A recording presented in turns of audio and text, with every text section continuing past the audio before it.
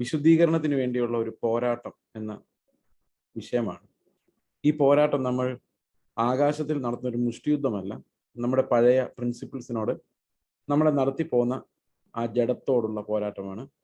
F ലേഖനം 2-ാം അധ്യായത്തിലും 6-ാം അധ്യായത്തിലും നമ്മൾ കാണുന്നത് ആകാശത്തിലെ ദുഷ്ടാത്മ സേന എന്ന് പറയുന്നത് അവിടെ ഇരുന്നുകൊണ്ട് അവർ ബുള്ളറ്റും മിസൈൽ ഇടുകയല്ല. ആ തത്വങ്ങൾ അവരേത് പ്രമാണമാണോ പുലർത്തുന്നത് ആ തത്വങ്ങളാൽ നമ്മൾ പിടിക്കപ്പെടുകയാണ് ചെയ്യുന്നത്. അതുകൊണ്ട് അതിനെ തന്ത്രങ്ങൾ എന്നാണ് വിളിക്കുന്നത്.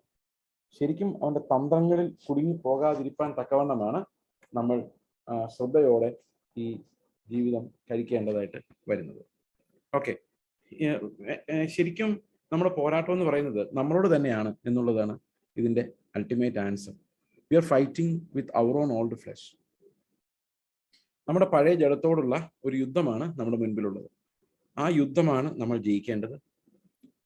ഓക്കെ, അപ്പോൾ ശരിക്കും അപ്പോസ്തലിക ഉപദേശം എത്ര പ്രാധാന്യമുള്ളതാണ് എന്നുള്ളത് നമുക്ക് ഈ വചനത്തിന്റെ വ്യാഖ്യാനത്തിലൂടെ നമുക്ക് മനസ്സിലാവും.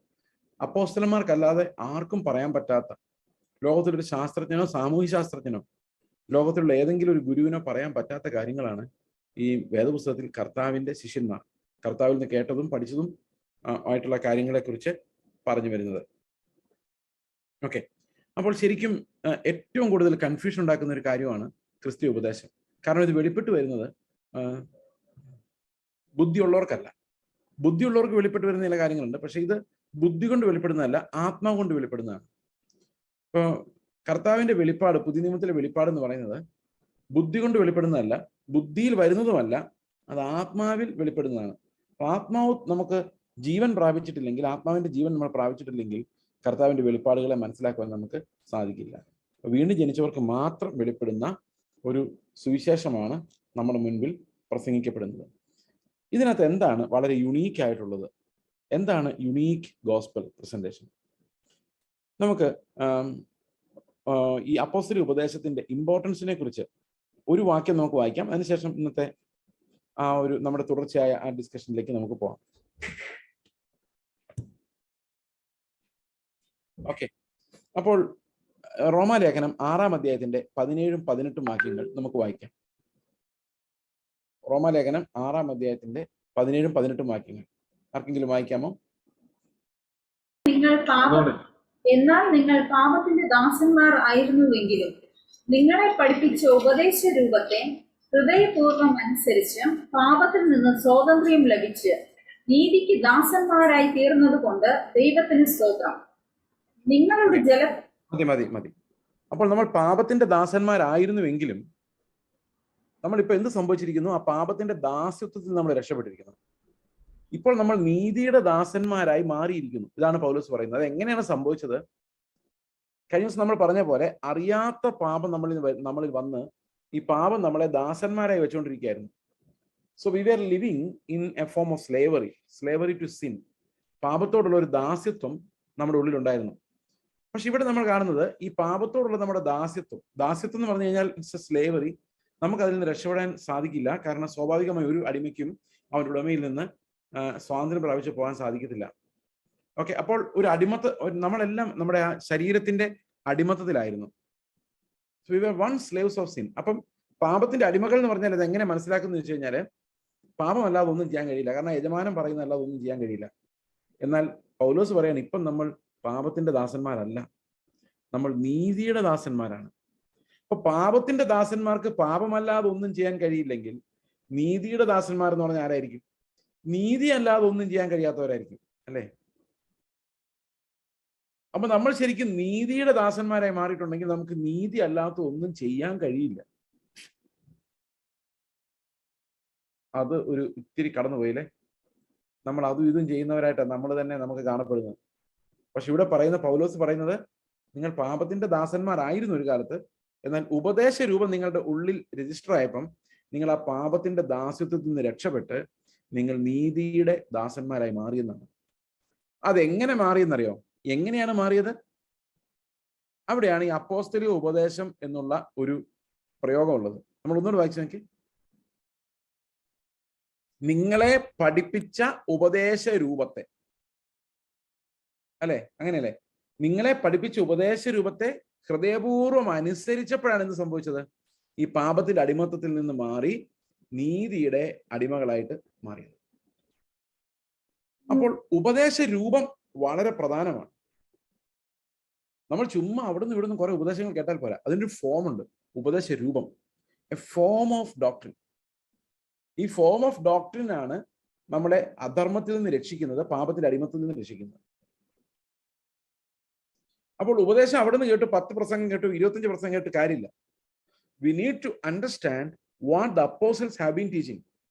അപ്പോസ്തോലിക ഉപദേശം എന്ന ആ മർമ്മം നമ്മൾ അതെന്താണ്, ആ one particular unique doctrine that saves us from the slavery to sin, or slavery of sin, or filthiness of the flesh, എങ്ങനെയാണ് നമ്മൾ രക്ഷപ്പെടുന്നത്?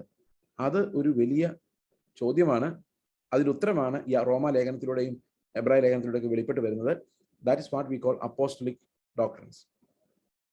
ഈ അപ്പോസ്തലിക ഉപദേശം ഓരോ വിശ്വാസിയും പഠിച്ചിരിക്കണം. അതുകൊണ്ട് ഓരോ സഭയിലും അപ്പോസ്തലന്മാരുടെ ലേഖനങ്ങൾ വ്യാഖ്യാനിക്കപ്പെടണം. അധികം വ്യാഖ്യാനിക്കണ്ട, വായിച്ചാൽ മതി. ഇത് വായിക്കുമ്പോൾ തന്നെ ഇത് വളരെ ക്ലിയർ ആയിട്ട് നമ്മളോട് സംസാരിക്കുന്നത് നമുക്ക് കാണാൻ കഴിയും. ഓക്കെ, കൂടുതൽ വ്യാഖ്യാനിക്കാതെ തന്നെ ദൈവത്തിന്റെ വചനം നമ്മളോട് സംസാരിക്കും. ഇനി ഈ അപ്പോസ്തോലിക ഉപദേശത്തിന്റെ ഉദ്ദേശം എന്താണ് എന്ന് നമുക്കൊന്ന് നോക്കാം. എന്തിനാണ് ഈ അപ്പോസ്തോലിക ഉപദേശം? നമ്മളിപ്പോ കണ്ടത് എന്താണ്? നമ്മളെ നീതിയുടെ ദാസന്മാരാക്കി മാറ്റാൻ വേണ്ടിയാണ്. അപ്പൊ നീതിയുടെ ദാസന്മാരാണെങ്കിൽ നമ്മൾ അനുസരിക്കുന്നവരായിരിക്കും, അല്ലെ? അനുസരിക്കുന്നവരായിരിക്കും. പക്ഷെ ഇത്രയും നേരം നമ്മൾ കണ്ടുകൊണ്ടിരുന്നത് എന്താ? നമുക്ക് അനുസരിക്കാനുള്ള കഴിവില്ല. പിന്നെ എങ്ങനെയാണ് നമ്മളെ നീതിയുടെ ദാസന്മാരാക്കി മാറ്റുന്നത്? നമുക്കതൊന്ന് നോക്കാം. റോമാലേഖനം 1-ാം അധ്യായത്തിന്റെ 6-ാം വാക്യം, റോമൻസ് ചാപ്റ്റർ 1 വേഴ്സ് 6 വായിക്കാം. ഞങ്ങൾ അവന്റെ നാമത്തിനായി സകല ജാതികളുടെയും വിശ്വാസത്തിന് അനുസരണം വരുത്തേണ്ടതിന് കൃപയും അപ്പോസ്തലത്വവും പ്രാപിച്ചത്.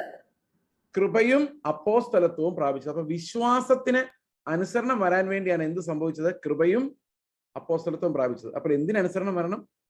വിശ്വാസത്തിന് അനുസരണം വരണം. നമ്മൾ സാധാരണ തെറ്റിദ്ധരിക്കുന്ന എങ്ങനെ വെച്ച് കഴിഞ്ഞാൽ, നമ്മൾ രക്ഷിക്കപ്പെടുമ്പോൾ അത് വിശ്വാസമാണ്, പിന്നെ അത് പ്രവൃത്തിയാണ്. അപ്പോൾ ആദ്യം വിശ്വാസത്തിൽ തുടങ്ങിയിട്ട് പിന്നെ അത് പ്രവൃത്തികളിൽ അവസാനിക്കുന്ന ഒരു ഉപദേശമാണ് ഇന്ന് വ്യാപരിക്കുന്നതെങ്കിലും പൗലോസ് പറയുന്നത് വിശ്വാസത്തോടു കൂടി നിങ്ങൾ പ്രവൃത്തികൾ കൂട്ടിച്ചേർക്കണമെന്നല്ല, വിശ്വാസത്തിന് തന്നെ ഒരു അനുസരണം ഉണ്ടാകണം. That means the faith has to produce fruit of obedience. അനുസരണത്തിന്റെ ഫലം എവിടെ നിന്നുണ്ടാകണം? അത് വിശ്വാസത്തിൽ നിന്നുണ്ടാകണം. ഓക്കെ, ഇനി റോമാലേഖനം 16:24 വായിച്ചു നോക്കി. റോമാലേഖനം 16:24.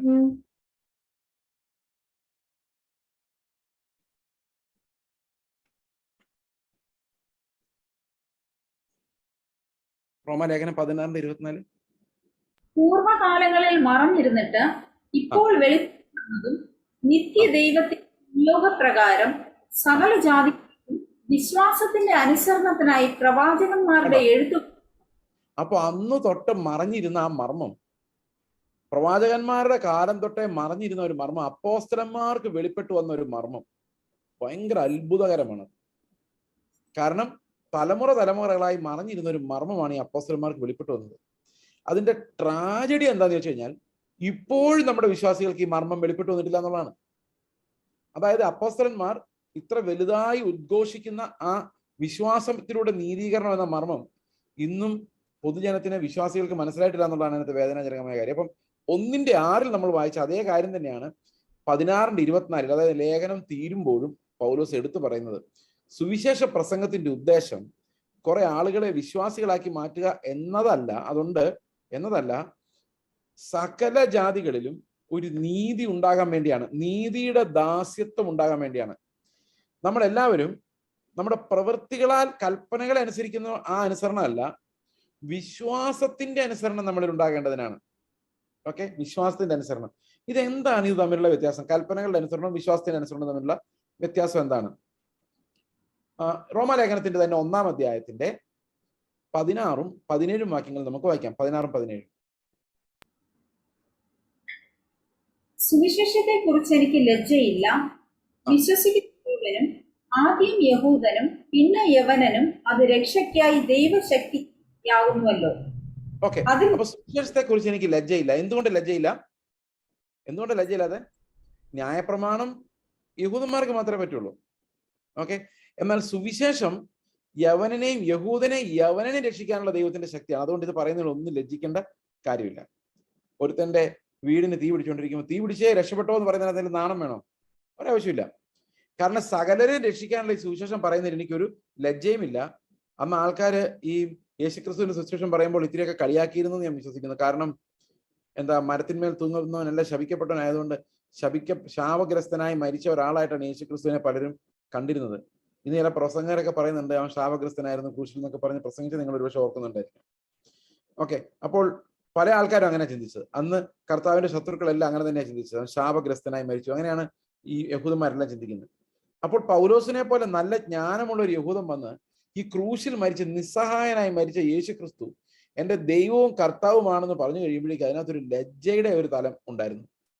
അതുകൊണ്ട് പൗലോസ് പറയാണ്, അവരെത്ര എന്നെ ലജ്ജിപ്പിച്ചാലും നീ ഇത്രയും പഠിച്ചിട്ട് നീ ഇങ്ങനെ ആയി പോയല്ലോ എന്ന് ആൾക്കാർ പറഞ്ഞാലും എനിക്കതിനകത്തൊരു ലജ്ജയും ഇല്ല. കാരണം ഇത് എന്നെ മാത്രമല്ല അവരെയും രക്ഷിക്കാൻ ശക്തിയുള്ളതാണ് ഈ സുവിശേഷം. അവർ രക്ഷപ്പെടുന്ന കാര്യം പറയുന്നതിന് ഞാൻ എന്തിനാണ് ലജ്ജിക്കുന്നത്? ബുദ്ധിപരമായി നോക്കിയാൽ ലജ്ജ തോന്നാം. കാരണം സാധാരണഗതിയിൽ ആരാധ്യ പുരുഷന്മാരെന്ന് പറയുന്ന ഒന്നും കഴിയാത്തവരല്ല, എല്ലാം കഴിയുന്നവരാണ്. എന്നാൽ കർത്താവ് നിസ്സഹായനായി മരിക്കുമ്പോൾ അവന്റെ ആരാധ്യ പുരുഷനായി മാറുന്നത് ഒരു വലിയ ഐറണിയായിട്ട് നമുക്ക് മനസ്സിലാക്കാം. ഒരു വിരോധാഭാസമാണ്. Christ is that only one Lord who is so meek and died for us. അത് ആ ഒരു മരണത്തിലേക്ക് ഒരു നിസ്സഹായനായി കടന്നു പോകുന്ന ഒരു സൂപ്പർ ഹീറോ ആലോചിച്ച് നോക്കിക്കേ. That's impossible for the world to think, അല്ലെ? അപ്പോൾ ഒരു വലിയ ശക്തിയുള്ള ദൈവം വന്നിട്ട് നിസ്സഹായനായി പോകുന്നു. അത് വേറെ ഒരിടത്തും നമുക്ക് കാണാൻ സാധിക്കില്ല. ഓക്കെ. അപ്പോൾ ഇവിടെ പറയാണ്, ഈ ക്രിസ്തുവിന്റെ സുവിശേഷം എത്ര ലജ്ജാകരമെന്ന് ആളുകൾ പറഞ്ഞാലും എനിക്കത് അഭിമാനമാണ്. അതിന്റെ കാരണം ഇതിന്റെ പ്രസംഗത്താൽ അനേകരെ കർത്താവ് രക്ഷിക്കുന്നത് ഞാൻ കണ്ടിട്ടുണ്ട്. പാപത്തിൽ നിന്ന് രക്ഷിക്കുവാൻ ശക്തിയുള്ള സുവിശേഷം. അതുകൊണ്ടാണ് അത് ആരെയൊക്കെയാണ്? യഹൂദനെയും യവനനെയും രക്ഷിക്കാനുള്ള ശക്തി അതിനകത്തുണ്ട്. ഈ ശക്തി എന്താണ്? എങ്ങനെയാണ് ശക്തി അതിനകത്തിരിക്കുന്നത്? അടുത്ത വാക്യം. അതിൽ ദൈവത്തിന്റെ നീതി. ശക്തി എങ്ങനെ ഇരിക്കുന്ന അറിയോ? ശക്തി എന്ന് പറയുന്നത് വേറൊന്നുമല്ല, അത് ദൈവത്തിന്റെ നീതിയുണ്ട്. ഏതിനകത്തുള്ളത്? സുവിശേഷത്തിനകത്ത്. അതാണ് അതിന്റെ ശക്തി. സാധാരണഗതിയിൽ നമ്മളിപ്പോ ഒരു പ്രസംഗം പ്രസംഗിച്ചാൽ അതിനകത്ത് എന്റെ നീതിയേ ഉള്ളൂ. ഇപ്പൊ ഞാനൊരു പ്രസംഗം അപ്പോസ്തലിക ഉപദേശത്തിന് വെളിയിൽ നിന്നുകൊണ്ട് ഞാൻ എന്റേതായ ഒരു മോറൽ പ്രസംഗം പ്രസംഗിച്ചാൽ അതിൽ എന്റെ നീതി മാത്രമേ ഉണ്ടാവുള്ളൂ. എക്സാമ്പിൾ ഞാൻ നിങ്ങളോട് പറഞ്ഞോന്നറിയില്ല, സാധാരണ പറയുന്ന കാര്യമാണ്, അതുകൊണ്ട് ചിലപ്പോൾ പറഞ്ഞായിരിക്കും. ഇപ്പൊ ഞാൻ നിങ്ങളോട് സംസാരിക്കുകയാണ്, ഇങ്ങനെ പറയാന്ന് വെച്ചോ, നിങ്ങൾ ഒരു കൽപ്പനയിൽ തെറ്റിയാൽ എല്ലാത്തിലും തെറ്റി, അതുകൊണ്ട് നിങ്ങൾ വളരെ സൂക്ഷിച്ച് ജീവിക്കണം. നിങ്ങൾ വിശുദ്ധ ജീവിതം നയിച്ചില്ലെങ്കിൽ സ്വർഗത്തിൽ പോവുകയില്ല. ശരിയാണോ ഞാൻ പറഞ്ഞത്? ശരിയാണ്. പക്ഷെ നിങ്ങൾക്ക് എന്നോടൊരു ചോദ്യം ചോദിക്കാം, പാസ്റ്റർ സ്വർഗത്തിൽ പോകുമോ? അപ്പൊ ഞാൻ പറയും യെസ്, ഞാൻ പോകും. അപ്പൊ നിങ്ങൾക്ക് സ്വർഗത്തിൽ പോകാൻ ആരെ പോലെ ആയാൽ മതി? ഒന്ന് ആലോചിച്ച് നോക്കി. ആരെ പോലെ ആയാൽ മതി? എന്നെ പോലെ ആയാൽ മതി, അല്ലേ? അപ്പൊ ആരാ നിങ്ങൾ ഇനി അനുഗമിക്കുന്ന പുതിയ ക്രിസ്തു? സ്വർഗത്തിൽ പോകാൻ ആര് മതി?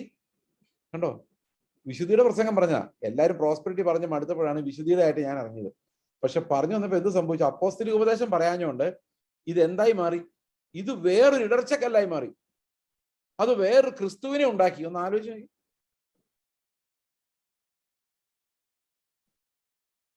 അപ്പോൾ അപ്പോസ്തലിക ഉപദേശത്തിന് വെളിയിൽ ഒത്തിരി വിശുദ്ധിയുടെ തീവ്ര ഉപദേശങ്ങളുണ്ട് നമുക്ക്.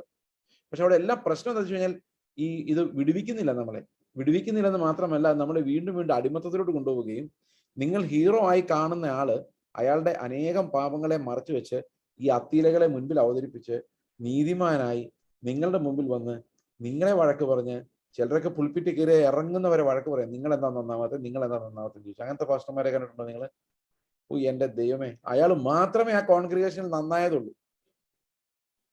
അപ്പൊ സ്വർഗത്തിൽ ആരെങ്കിലും പോകണമെങ്കിൽ ആരെ പോലെ ആകണം? അയാളെ പോലെ ആകണം. അപ്പൊ ഈ വിശ്വാസികളെല്ലാം അയാളെ പോലെ ആകാനുള്ള ഒരു പരിശ്രമത്തിന് കീഴിലായിരിക്കും. ഇത് എന്ത് വഞ്ചനയാന്ന് ആലോചിച്ച് നോക്കിയേ. ശൂന്യമാക്കുന്ന മ്ലേച്ഛത വിശുദ്ധ സ്ഥലത്ത് കയറി നിന്നിട്ട് പറയാണ്, ഞാനാണ് വിശുദ്ധൻ, ഞാനാണ് നീതിമാൻ, നിങ്ങൾക്ക് സ്വർഗത്തിൽ പോകണമെങ്കിൽ എന്നെ പോലെ ആകണം. ഈ ശൂന്യമാക്കുന്ന മ്ലേച്ഛത എന്ന് പറയുന്നത് 6 കേട്ടോ, 666. അത്രയും പോകണ്ട, നമ്മളൊരു 66 സങ്കല്പിച്ചാൽ മതി. അതിനുള്ള പരിശ്രമമാണ് നമ്മൾ നടത്തുന്നത്. കുറെ 6കളുടെ ഒരു 66 ആകാനാണ് ഈ ഹൈ പ്രസംഗങ്ങൾ പ്രസംഗിക്കുമ്പം ആളുകൾ ശ്രമിക്കുന്നത്. നിങ്ങൾ ശ്രദ്ധിച്ചിട്ടുണ്ടോ? ഈ വിശുദ്ധിയുടെ പ്രസംഗത്തിന്റെ ബേർഡൻ നിങ്ങളുടെ മേലേക്ക് വെക്കുമ്പം ഇവരിൽ പലരും വീണ് കിടക്കുന്നവരാന്നുള്ള ഒരു ഉറപ്പാണ്. ദ്രവ്യാഗ്രഹത്തെക്കുറിച്ച് പറയുന്ന പല ആളുകളും ഭയങ്കര തീവ്രമായിട്ട് പറയുമ്പോൾ അവർ ഇതിൽ വീണ് കിടക്കുകയാണെന്നുള്ള കാര്യം എനിക്ക് സാക്ഷ്യമുണ്ട്. എന്തുകൊണ്ടാണെന്നറിയാമോ? ശരിക്കും ദ്രവ്യാഗ്രഹത്തിന് വിടുവിക്കപ്പെട്ട ഒരാൾ അയാളുടെ നിസ്സഹായാവസ്ഥ അറിഞ്ഞിട്ടുണ്ടാവും. എന്റെ ജഡത്തിന് സാധിക്കില്ലായിരുന്നു, കർത്താവാണ് എന്നെ രക്ഷിച്ചു എന്നുള്ളൊരു നിസ്സഹായാവസ്ഥ അവന്റെ ഉള്ളിൽ നിൽക്കുന്നു എന്ന് അവന് തോന്നില്ല. അവൻ ഓരോ സമയത്തും വീഴാതിരിക്കണമെന്നുള്ള ആഗ്രഹത്തോടെ ഞെരങ്ങിക്കൊണ്ടിരിക്കും. കാരണം ഹീ നോസ് അവന് ജയിക്കാനുള്ളത് അവന്റെ കയ്യിലില്ലാന്ന്. പക്ഷെ ജയിച്ചു എന്ന് ആർക്കെങ്കിലും തോന്നുവാണെങ്കിൽ, നിൽക്കുന്നു എന്ന് തോന്നുന്നവനാണ് വീഴുന്നത്. എന്നെ സംബന്ധിച്ച് ഞാൻ നിൽക്കുന്നു നിന്നേ വരെ തോന്നുന്നില്ല. ഞാൻ ആകെ വിശ്വസിക്കുന്ന കർത്താവ് എന്നെ നിർത്തുന്നു എന്ന് മാത്രമേ ഉള്ളൂ. അവൻ നിർത്തുന്നോണ്ട് നിൽക്കുന്നു.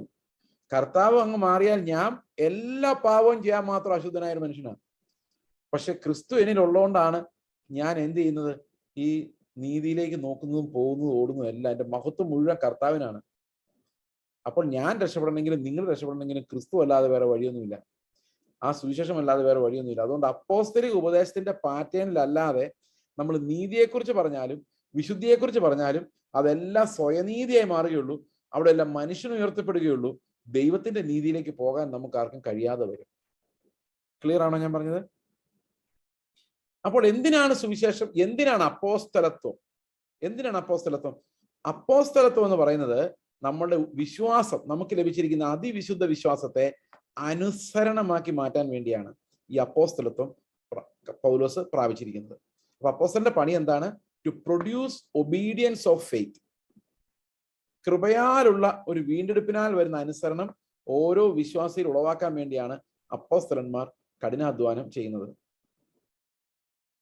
ഇനി നമുക്ക് ഇത് മുൻപോട്ട് വരുമ്പോൾ ഈ വിശ്വാസത്തിന്റെ അനുസരണം, നമ്മൾ 2 വാക്യമാണ് ഈ വിശ്വാസത്തിന്റെ അനുസരണത്തെ കുറിച്ച് പറയാൻ വേണ്ടി വായിച്ചത്. ഒന്ന് റോമർ 1:6 മറ്റൊന്ന് റോമർ 16:24 ഈ വിശ്വാസത്താലുള്ള നീതീകരണത്തിന്, അതായത് നമുക്ക് ഈ വാക്യം തുടർന്ന് വായിക്കാം. 16-ാം അധ്യായം 1:16, 17 ഒന്നുകൂടെ വായിക്കാം. 1:17.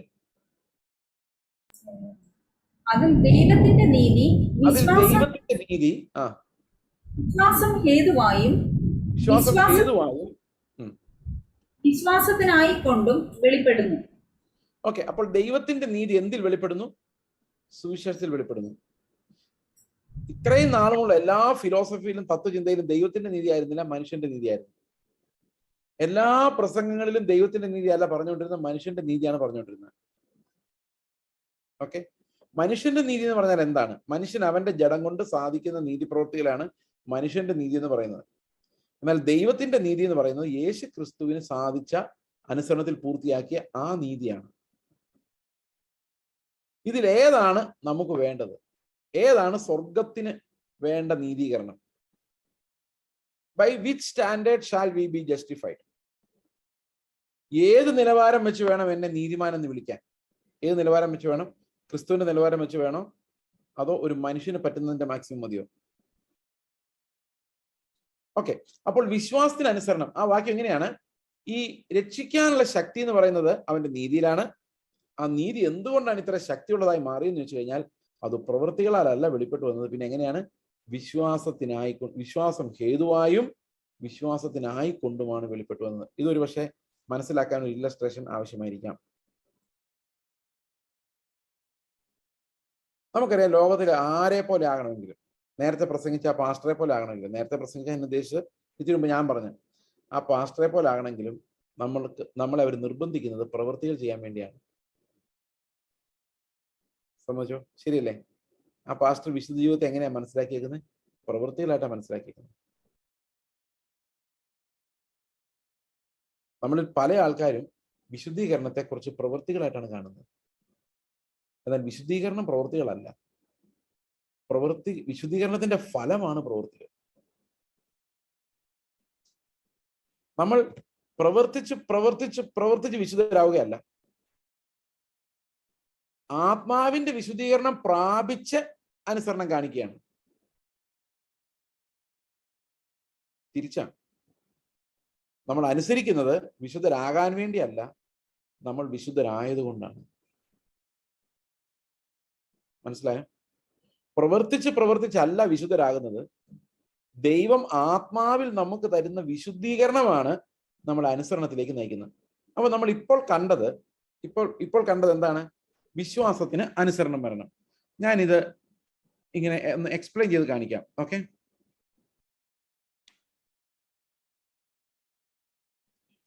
Faith, obedience. ഇന്ന് എക്സ്പാൻഡ് ചെയ്യാം. Faith, justification, sanctification, obedience.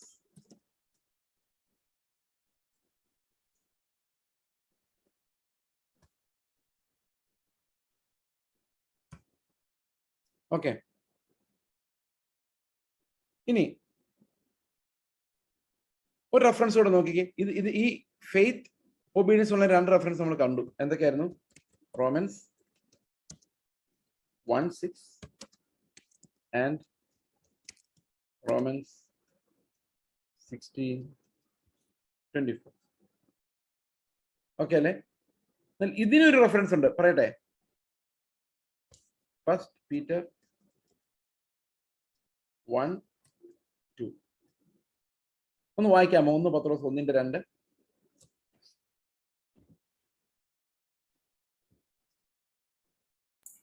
പരദേശികളും പിതാവായ ദൈവത്തിന്റെ മുന്നറിവിനൊത്തവണ്ണം ആത്മാവിന്റെ പൂർത്തീകരണം പ്രാപിച്ച് അനുസരണം പ്രാപിച്ച് ആത്മാവിന്റെ വിശുദ്ധീകരണം പ്രാപിച്ച് അനുസരണം കാണിക്കാനും.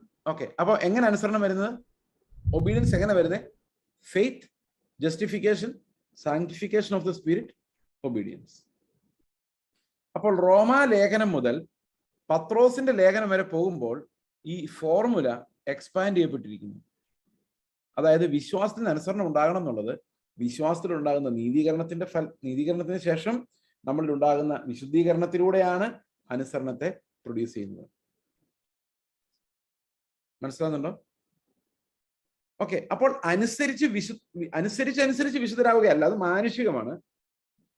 ആത്മാവ് നമ്മളെ വിശുദ്ധീകരിക്കുമ്പോൾ നമ്മൾ അനുസരിക്കുകയാണ്. അതാണ് ദൈവികമായിട്ടുള്ളത്. ഒന്ന് മനുഷ്യന്റെ പ്രയത്നങ്ങളാണ്, മറ്റൊന്ന് നമ്മുടെ മാറിയ പ്രകൃതത്തിന്റെ ഫലമാണ്.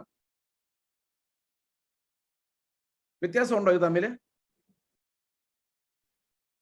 ഈ ഒരു ഫോർമുലയുടെ എക്സ്പാൻഷൻ ആണ് റോമാ ലേഖനം മുതൽ യൂദായുടെ ലേഖനം വരെയുള്ള എഴുത്തുകൾ.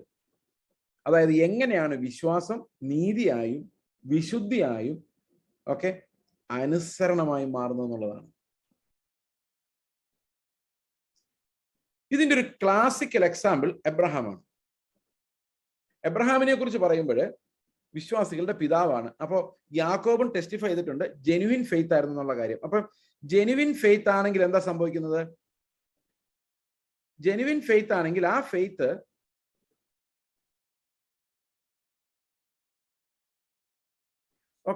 genuine faith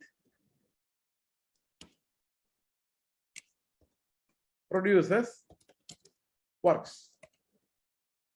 Obedience, we will write obedience.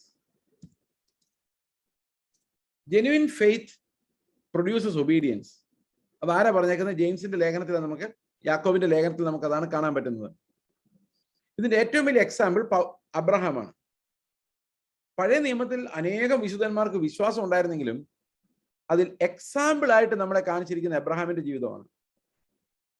എങ്ങനെയാണ് എബ്രഹാം വിശ്വാസത്താൽ മാത്രമായിട്ട് നീതീകരിക്കപ്പെട്ടത് നമുക്കൊന്ന് നോക്കാം. ഓക്കെ, റോമാലേഖനം 4-ാം അധ്യായത്തിലാണ് എബ്രഹാം എങ്ങനെയാണ് അനുസരിച്ചത് എന്ന് നമ്മൾ കാണുന്നത്. ഓക്കെ, ഇത് ചിലപ്പോൾ നമ്മൾ ആദ്യം വായിക്കുമ്പോൾ ഇത്തിരി വിഷമമൊക്കെ തോന്നുമായിരിക്കാം, പക്ഷെ കുറച്ചൊന്ന് ശ്രദ്ധിച്ചാൽ അതിന്റെ അർത്ഥം മനസ്സിലാവും.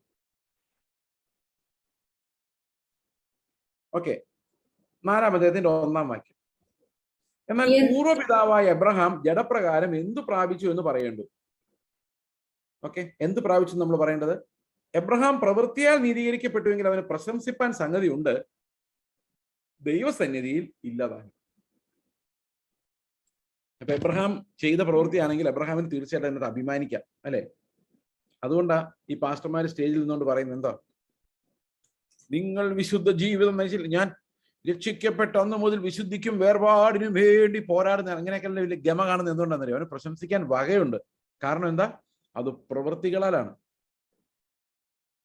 അപ്പൊ ഞാൻ പ്രവൃത്തികളാൽ ഒരു വിശുദ്ധി നേടുവാണെങ്കിൽ അതിന്റെ പ്രശംസ എനിക്ക് എടുക്കാം. കാരണം ദാറ്റ്സ് മൈ വർക്ക്. മനസ്സിലായോ?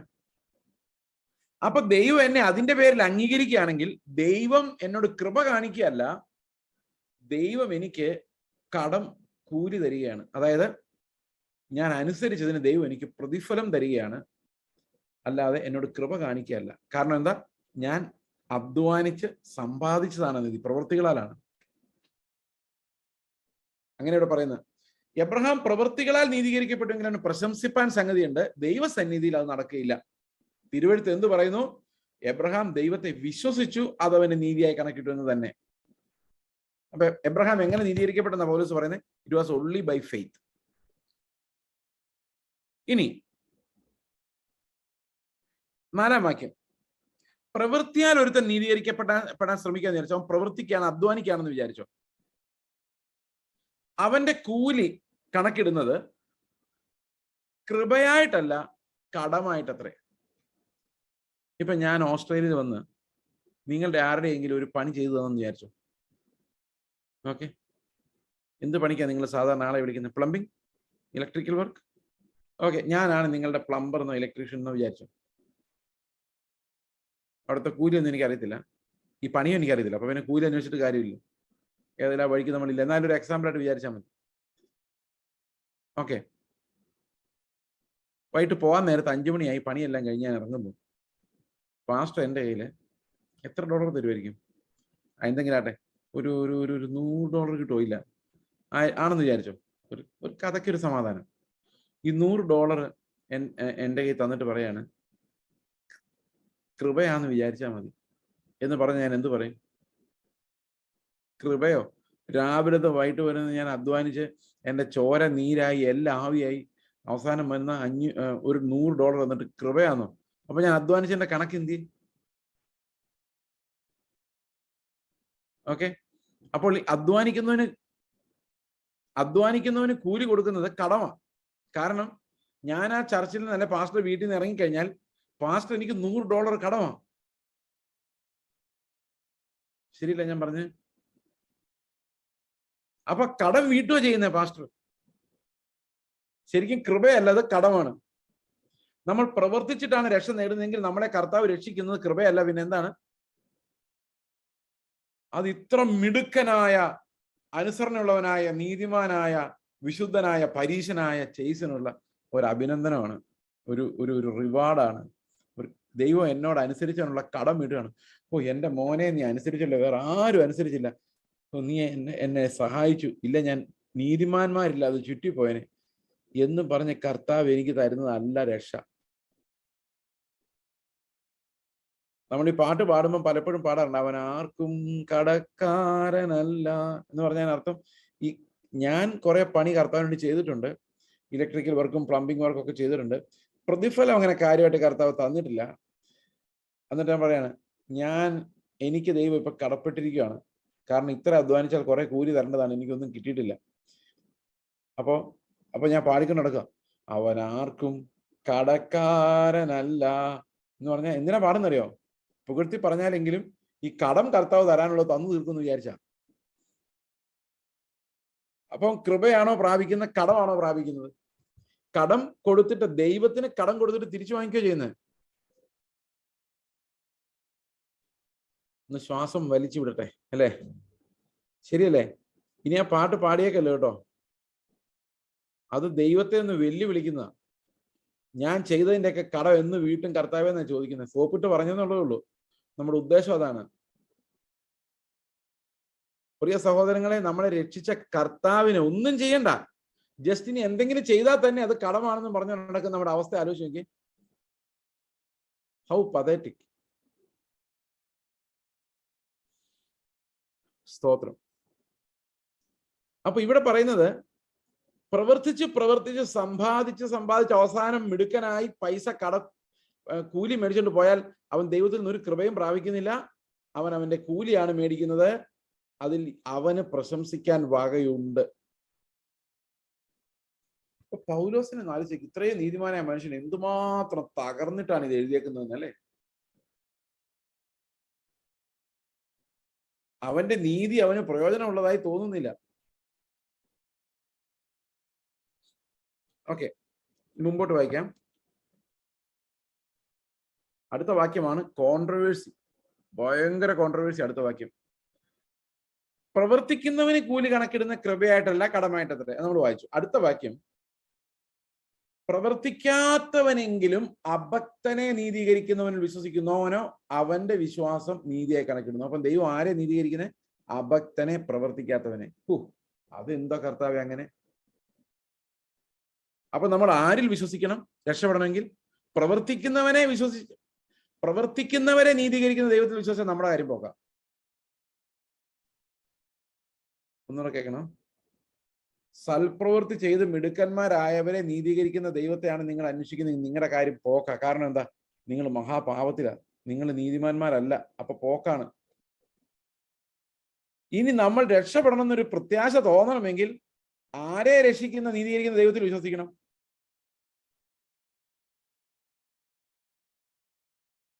അഭക്തനെ നീതീകരിക്കുന്ന ദൈവമെങ്കിൽ മാത്രമേ എനിക്കൊരു പ്രയോജനം ഉണ്ടാവുള്ളൂ. ഈ മിടുക്കന്മാരെ ആ ദൈവം നീതീകരിക്കുന്നെങ്കിൽ എന്റെ കാര്യം പോക്കാം. പ്രവർത്തിക്കാത്തവനെങ്കിലും അഭക്തനെ നീതീകരിക്കുന്നവനിൽ വിശ്വസിച്ചാൽ നമ്മൾ രക്ഷപ്പെട്ടു. ചുമ്മാതാണ് ഇവിടെ ഹൈപ്പർ ഗ്രേസുകാരുണ്ടായത്. ഇങ്ങനെയൊക്കെ വാക്യത്തിൽ പൗലോസ് എഴുതി വെച്ചാൽ പിന്നെ ഹൈപ്പർ ഗ്രേസുകാരുണ്ടാവില്ല. ഇത് എത്ര പ്രാവശ്യം വായിച്ചാലും മനസ്സിലാകുന്നു. ഇതെന്താ പറഞ്ഞിരിക്കുന്നത്? ശരിക്കും നീതീകരണം പ്രാപിച്ച ഒരാൾക്ക് എന്ത് ചെയ്താലും ചെയ്തും തോന്നില്ല. കർത്താവിന് മുമ്പ് ചെയ്ത് മതിയായും തോന്നില്ല. അവൻ എപ്പോഴും അവനെ കാണുന്നു, അയ്യോ ഞാൻ അഭക്തൻ, അയ്യോ ഞാൻ ഒന്നും ചെയ്തിട്ടില്ല കർത്താവേ എന്നാണ് ഒരാൾക്ക് തോന്നുന്നത്. അപ്പൊ അങ്ങനെയുള്ള ഒന്നും ചെയ്യാത്ത എന്നെ നീതീകരിക്കാൻ മാത്രം കർത്താവിനോട് കരുണയുണ്ടെന്ന് ഞാൻ വിശ്വസിക്കുമ്പോൾ,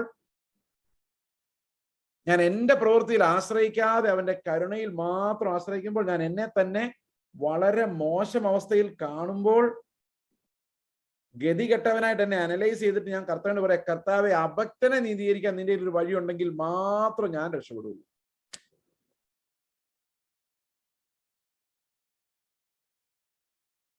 ഓ മൈ ഗോഡ്, എനിക്കിത് വായിക്കുമ്പോൾ ഇപ്പോഴും ഭയങ്കര സന്തോഷമാണ്.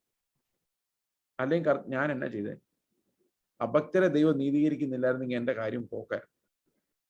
നീതിമാന്റെ നീതിപ്രവൃത്തി നോക്കിയാണ് കർത്താവ് രക്ഷിക്കുന്നതെങ്കിൽ നിങ്ങളെല്ലാം അകത്ത് ഞാൻ പുറത്തുപോയ ഒരു പക്ഷേ. ഇപ്പൊ അഭക്തനെ ദൈവം നീതീകരിക്കുന്നതുകൊണ്ട് ഞാൻ നിങ്ങളുടെ മുമ്പിൽ നിന്ന് ഇങ്ങനെ പ്രസംഗം അടിച്ചു വിടുക.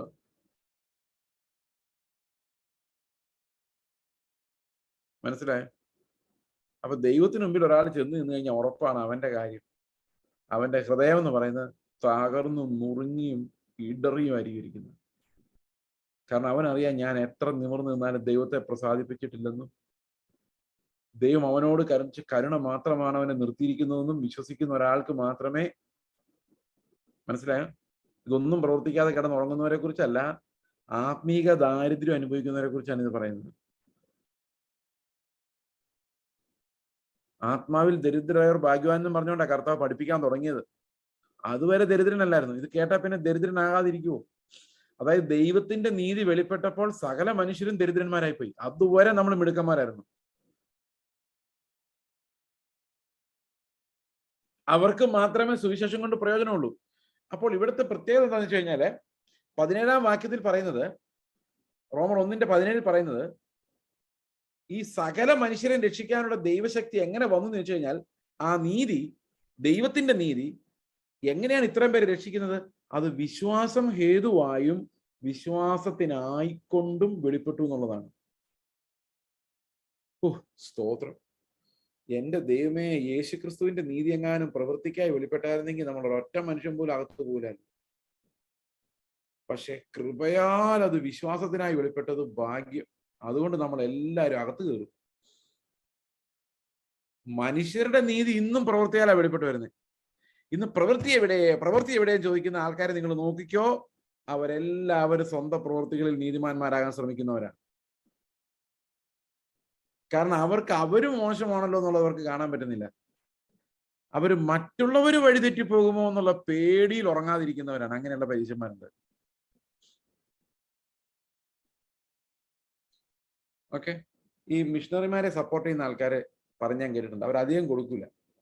ഇപ്പൊ നോർത്ത് ഇന്ത്യയിലൊക്കെ മിഷൻ സപ്പോർട്ട് ചെയ്യാൻ അയക്കുന്ന എത്ര 2000 രൂപ, 5000 രൂപ, ചിലപ്പോൾ 1000 രൂപയൊക്കെ. ഞാൻ അല്ലെങ്കിൽ തമിഴ്നാട്ടിലൊക്കെ പല മിഷണറിമാരെയും അവരുടെ ഏജൻസികളൊക്കെ സപ്പോർട്ട് ചെയ്യുന്ന 1000 രൂപ, 1500 രൂപ. ഇതിന്റെ പ്രധാന കാരണം എന്ന് വെച്ച് കഴിഞ്ഞാൽ ഇവര് കൂടുതൽ പൈസ ഉണ്ടായാൽ ലക്ഷറി അടിച്ച് ജീവിച്ച് വഷളായി പോകും എന്നുള്ളൊരു പേടിയാണ് ഈ കൊടുക്കുന്നവർക്ക്. പണമുണ്ട്, പക്ഷെ അവർ വഷളായി പോകില്ല. അവരും നല്ല മനുഷ്യരല്ലേ. ഇനി മിഷണറി എങ്ങാനും വഴിതെറ്റി പോയാലോ എന്നുള്ളൊരു ടെൻഷനും വിഷമവും കാരണമാണ് ഈ പൈസ കൊടുക്കുന്നവർക്കെല്ലാം ഒരു ആങ്സൈറ്റി. എന്റെ പൈസ കൊണ്ടുപോകുന്നവൻ നേരെയാണോ? ആദ്യം നിങ്ങൾ ആ പൈസയോട് മരിക്കും. പോട്ടെ, എതിരെങ്കിലും അത് മാമോനല്ലേ, എവിടെയെങ്കിലും പോട്ടെ. ഒരു മിഷണറിക്ക് 2000 രൂപ 5000 രൂപ കൂടുതൽ കിട്ടിയാൽ എന്ത് അഡ്വാൻറ്റേജ് എന്നറിയോ? ഞങ്ങൾ ആന്ധ്രാപ്രദേശിൽ ഇരിക്കുമ്പോൾ ഞങ്ങൾക്ക് ആദ്യകാലത്തൊന്നും ഒരു നയ പൈസ കയ്യിലായിരുന്നു. പിന്നെ കുറച്ച് അവിടെ നിന്ന് ഞങ്ങൾക്ക് സപ്പോർട്ട് വരാൻ തുടങ്ങി. ഈ സപ്പോർട്ട് വരാൻ തുടങ്ങി കഴിഞ്ഞപ്പോൾ ഞങ്ങൾക്ക് ഭയങ്കര ഒരു ഫ്രീഡം ഉണ്ടായി. എന്നാണ് നമ്മുടെ ചർച്ചിൽ ഒരാൾ പൈസ ഇല്ലാത്ത ഒരാൾ വന്നു കഴിഞ്ഞാൽ, വാ ഇവിടെ താമസിച്ചോ, ഞാൻ കഞ്ഞി കുടിച്ചിട്ട് പോകാമെന്ന് പറയാനുള്ള കഞ്ഞി വീട്ടിലുണ്ടായി.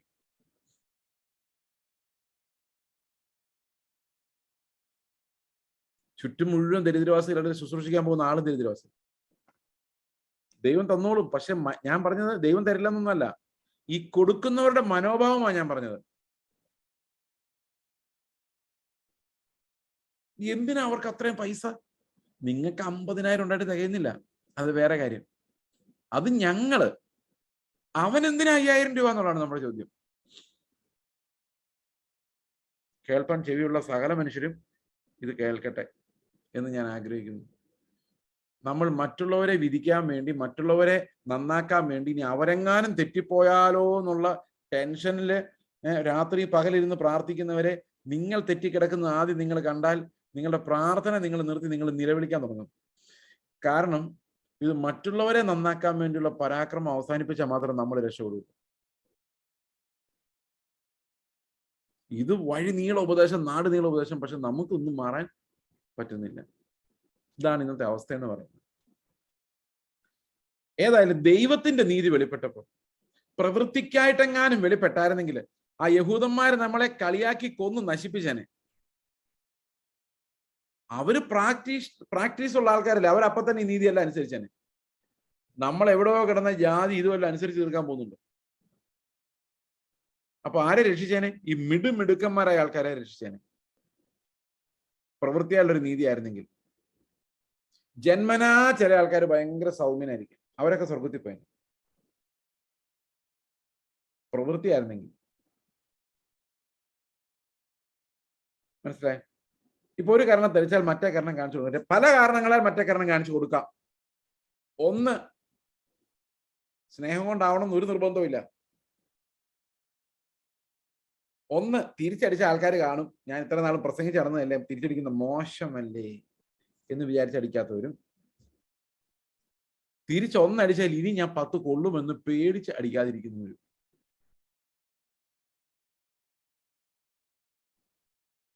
ഓക്കെ, ഇങ്ങനെ പലതരം അടിക്കാതിരിക്കുന്നവരുണ്ട്.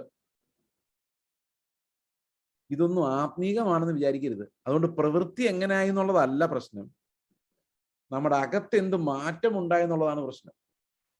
അതുകൊണ്ട് ദൈവത്തിന്റെ നീതി വെളിപ്പെട്ടപ്പോൾ അവിടെ പറയുന്നത്, അത് വളരെ രസകരമായിട്ടാണ് പൗലോസ് അത് പറയുന്നത്.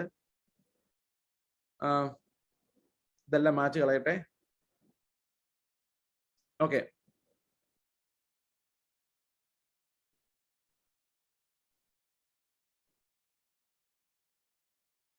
ഇത് ദൈവത്തിന്റെ നീതി. ഓക്കെ, ഈ വര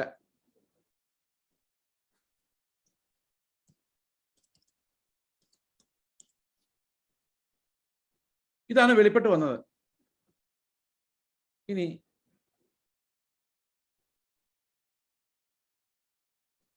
ഇത് മനുഷ്യന്റെ നീതി. വേറെ കളറെ കൊടുക്കായിരുന്നല്ലേ മനുഷ്യനെ കാണിക്കാൻ വേണ്ടി.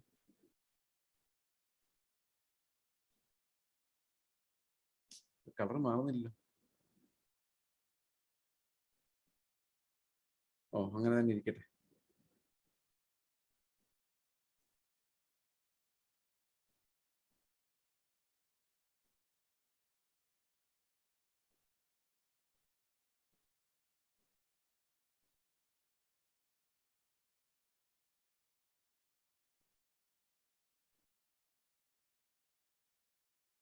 ഓക്കെ, കാണാൻ പറ്റുന്നുണ്ടോ?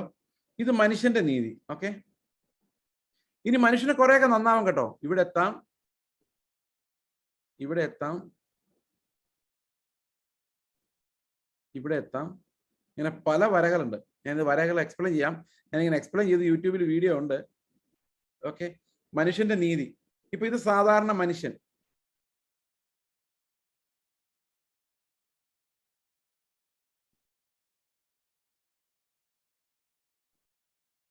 ലെവൽ 1, ലെവൽ 2, ഇങ്ങനെ നമുക്ക് കൂടുതൽ കൂടുതൽ നീതിമാന്മാരായി മാറാം. Level 3, level 4, level 5. ഓക്കെ, ഈ പച്ച കളറുള്ള എല്ലാ വരകളും മനുഷ്യന്റെ പലതരത്തിലുള്ള നീതികളാണ്. അവിടെയൊക്കെ നമുക്ക് പ്രവർത്തിച്ച് കയറാം.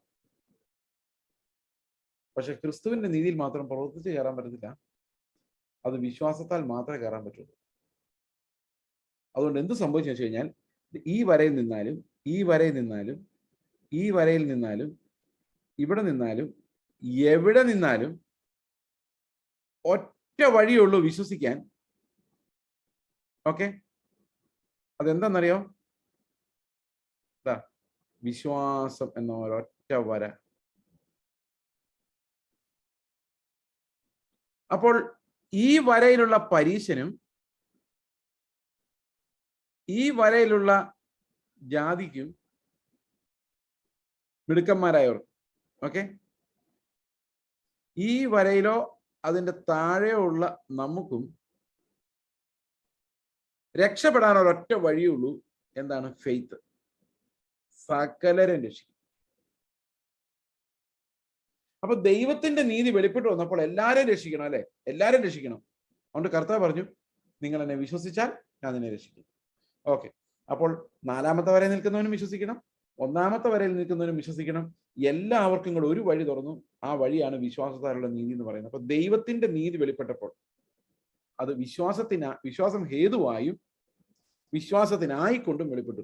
ഈ വിശ്വാസം ഹേതുവായി നമ്മളിപ്പോ പറഞ്ഞു, വിശ്വാസം കാരണം നീതി. എന്നാൽ വിശ്വാസത്തിനായിക്കൊണ്ടെന്ന് പറഞ്ഞാൽ എന്താ അർത്ഥം? അത് ഇങ്ങനെയാണ് വരുന്നത് നീതി, താഴോട്ട്. അതായത് ഇത് മനസ്സിലിരിക്കട്ടെ. അതായത് നമ്മളിപ്പോൾ ഒരു നീതി കേൾക്കുകയാണ്. മനുഷ്യരുടെ നീതി കേട്ട് കഴിഞ്ഞാൽ നമുക്ക് വിശ്വാസം ഉണ്ടാവില്ല, നമുക്ക് പ്രവൃത്തി ഉണ്ടാകും. എന്നാൽ ക്രിസ്തുവിന്റെ നീതി കേട്ട് കഴിയുമ്പോൾ നമുക്ക് പ്രവൃത്തി അല്ല ഉണ്ടാകുന്നത്.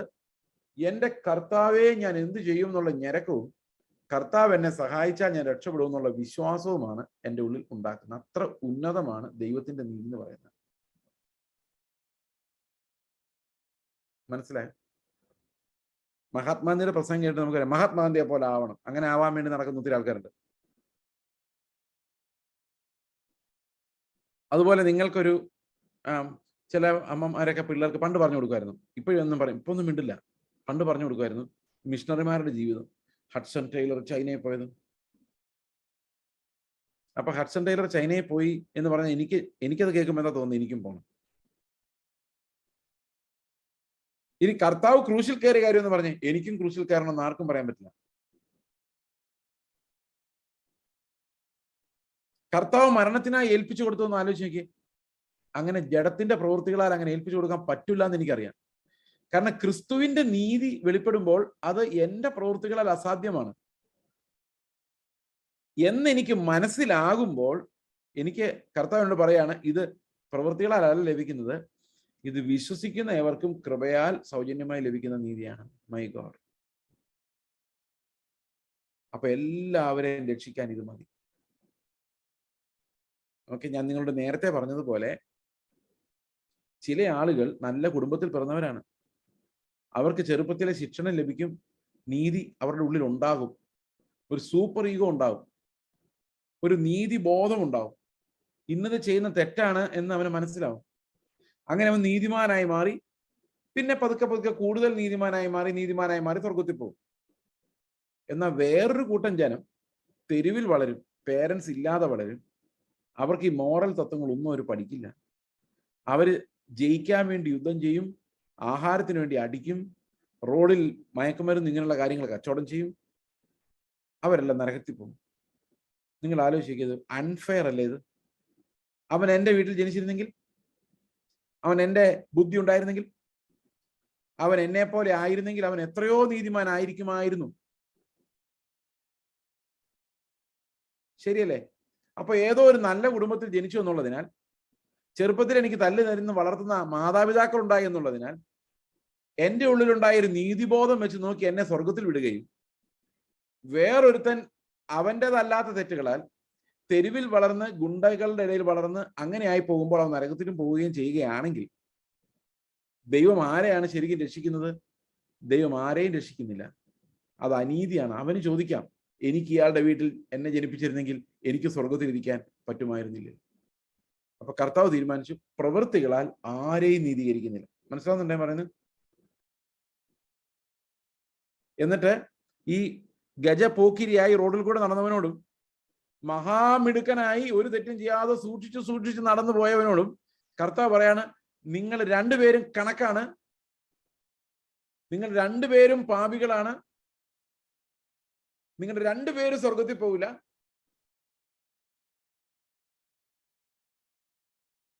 അങ്ങനെ കർത്താവ് പറയുന്നത്, ഒരു നീതിമാനും ഇല്ല, എല്ലാം അന്ധകാരത്തിലാണ്. ഇനി വിശ്വസിക്കുന്നവരെല്ലാം ഞാൻ രക്ഷിക്കാം. അപ്പൊ കർത്താവ് എന്തെല്ലാം എടുത്തു കളഞ്ഞു? നമ്മുടെ എബിലിറ്റി. ഓക്കെ, അതൊന്നിനാലും ഈ വിശ്വാസത്തിന്റെ കെട്ടിടം പണിയാൻ സാധിക്കത്തില്ല.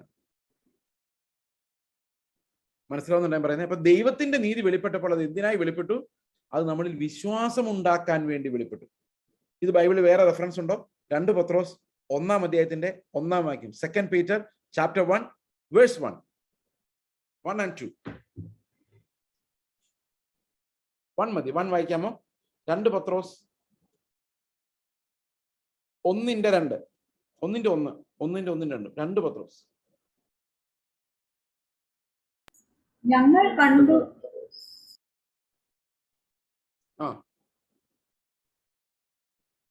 എന്തു പറ്റി? 2 പത്രോസ് 1-ാം അധ്യായം 1-ാം വാക്യം. യേശുക്രിസ്തുവിന്റെ ദാസനും അപ്പോസ്തലനുമായ ശീമോൻ പത്രോസ്, നമ്മുടെ ദൈവത്തിന്റെ രക്ഷിതാവായ യേശുക്രിസ്തുവിന്റെ നീതിയാൽ ഞങ്ങൾക്ക് ലഭിച്ചതുപോലെ അതേ വിലയേറിയ വിശ്വാസം ലഭിച്ചവർക്ക് എഴുതുന്നത്. എങ്ങനെയാണ് നമ്മളിൽ വിശ്വാസം ഉണ്ടാകുന്നത്? പലതരത്തിലാണ്. ഇപ്പൊ ഈ മിറക്കിൾ വർക്കിംഗ് പാസ്റ്റേഴ്സ് ഉണ്ടല്ലോ, അവർ സ്റ്റേജിലോട്ട് കയറി നിന്നിട്ട് വിശ്വാസം എങ്ങനെ ഉണ്ടാക്കുന്നതെന്ന് അറിയാമോ? എങ്ങനെ ഉണ്ടാക്കുന്നത്? കഴിഞ്ഞ ദിവസം ഞാൻ ആഫ്രിക്കയിലായിരുന്നപ്പോൾ, അല്ലെങ്കിൽ അമേരിക്കയിലായിരുന്നപ്പോൾ, കഴിഞ്ഞ ദിവസം ഞാൻ നോർത്ത് ഇന്ത്യയിൽ ഒരു വില്ലേജിലായിരുന്നപ്പോൾ, ഒരു മനുഷ്യൻ തളർവാദ രോഗം പിടിച്ച് എൻ്റെ എടുത്തോട്ട് വന്നു.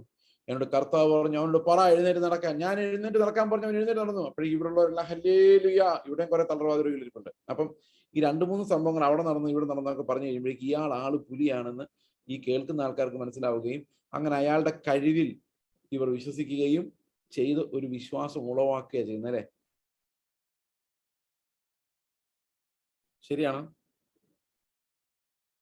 നിങ്ങളെന്ന് തലയാട്ടുവാണെങ്കിൽ എനിക്ക് കുറച്ച് എളുപ്പമുണ്ട്. ഓക്കെ, അപ്പോൾ ഇങ്ങനെ വിശ്വാസത്തെ ഉണ്ടാക്കാൻ വേണ്ടി അവർ പല ടെക്നിക്കുകളും കാണിക്കും.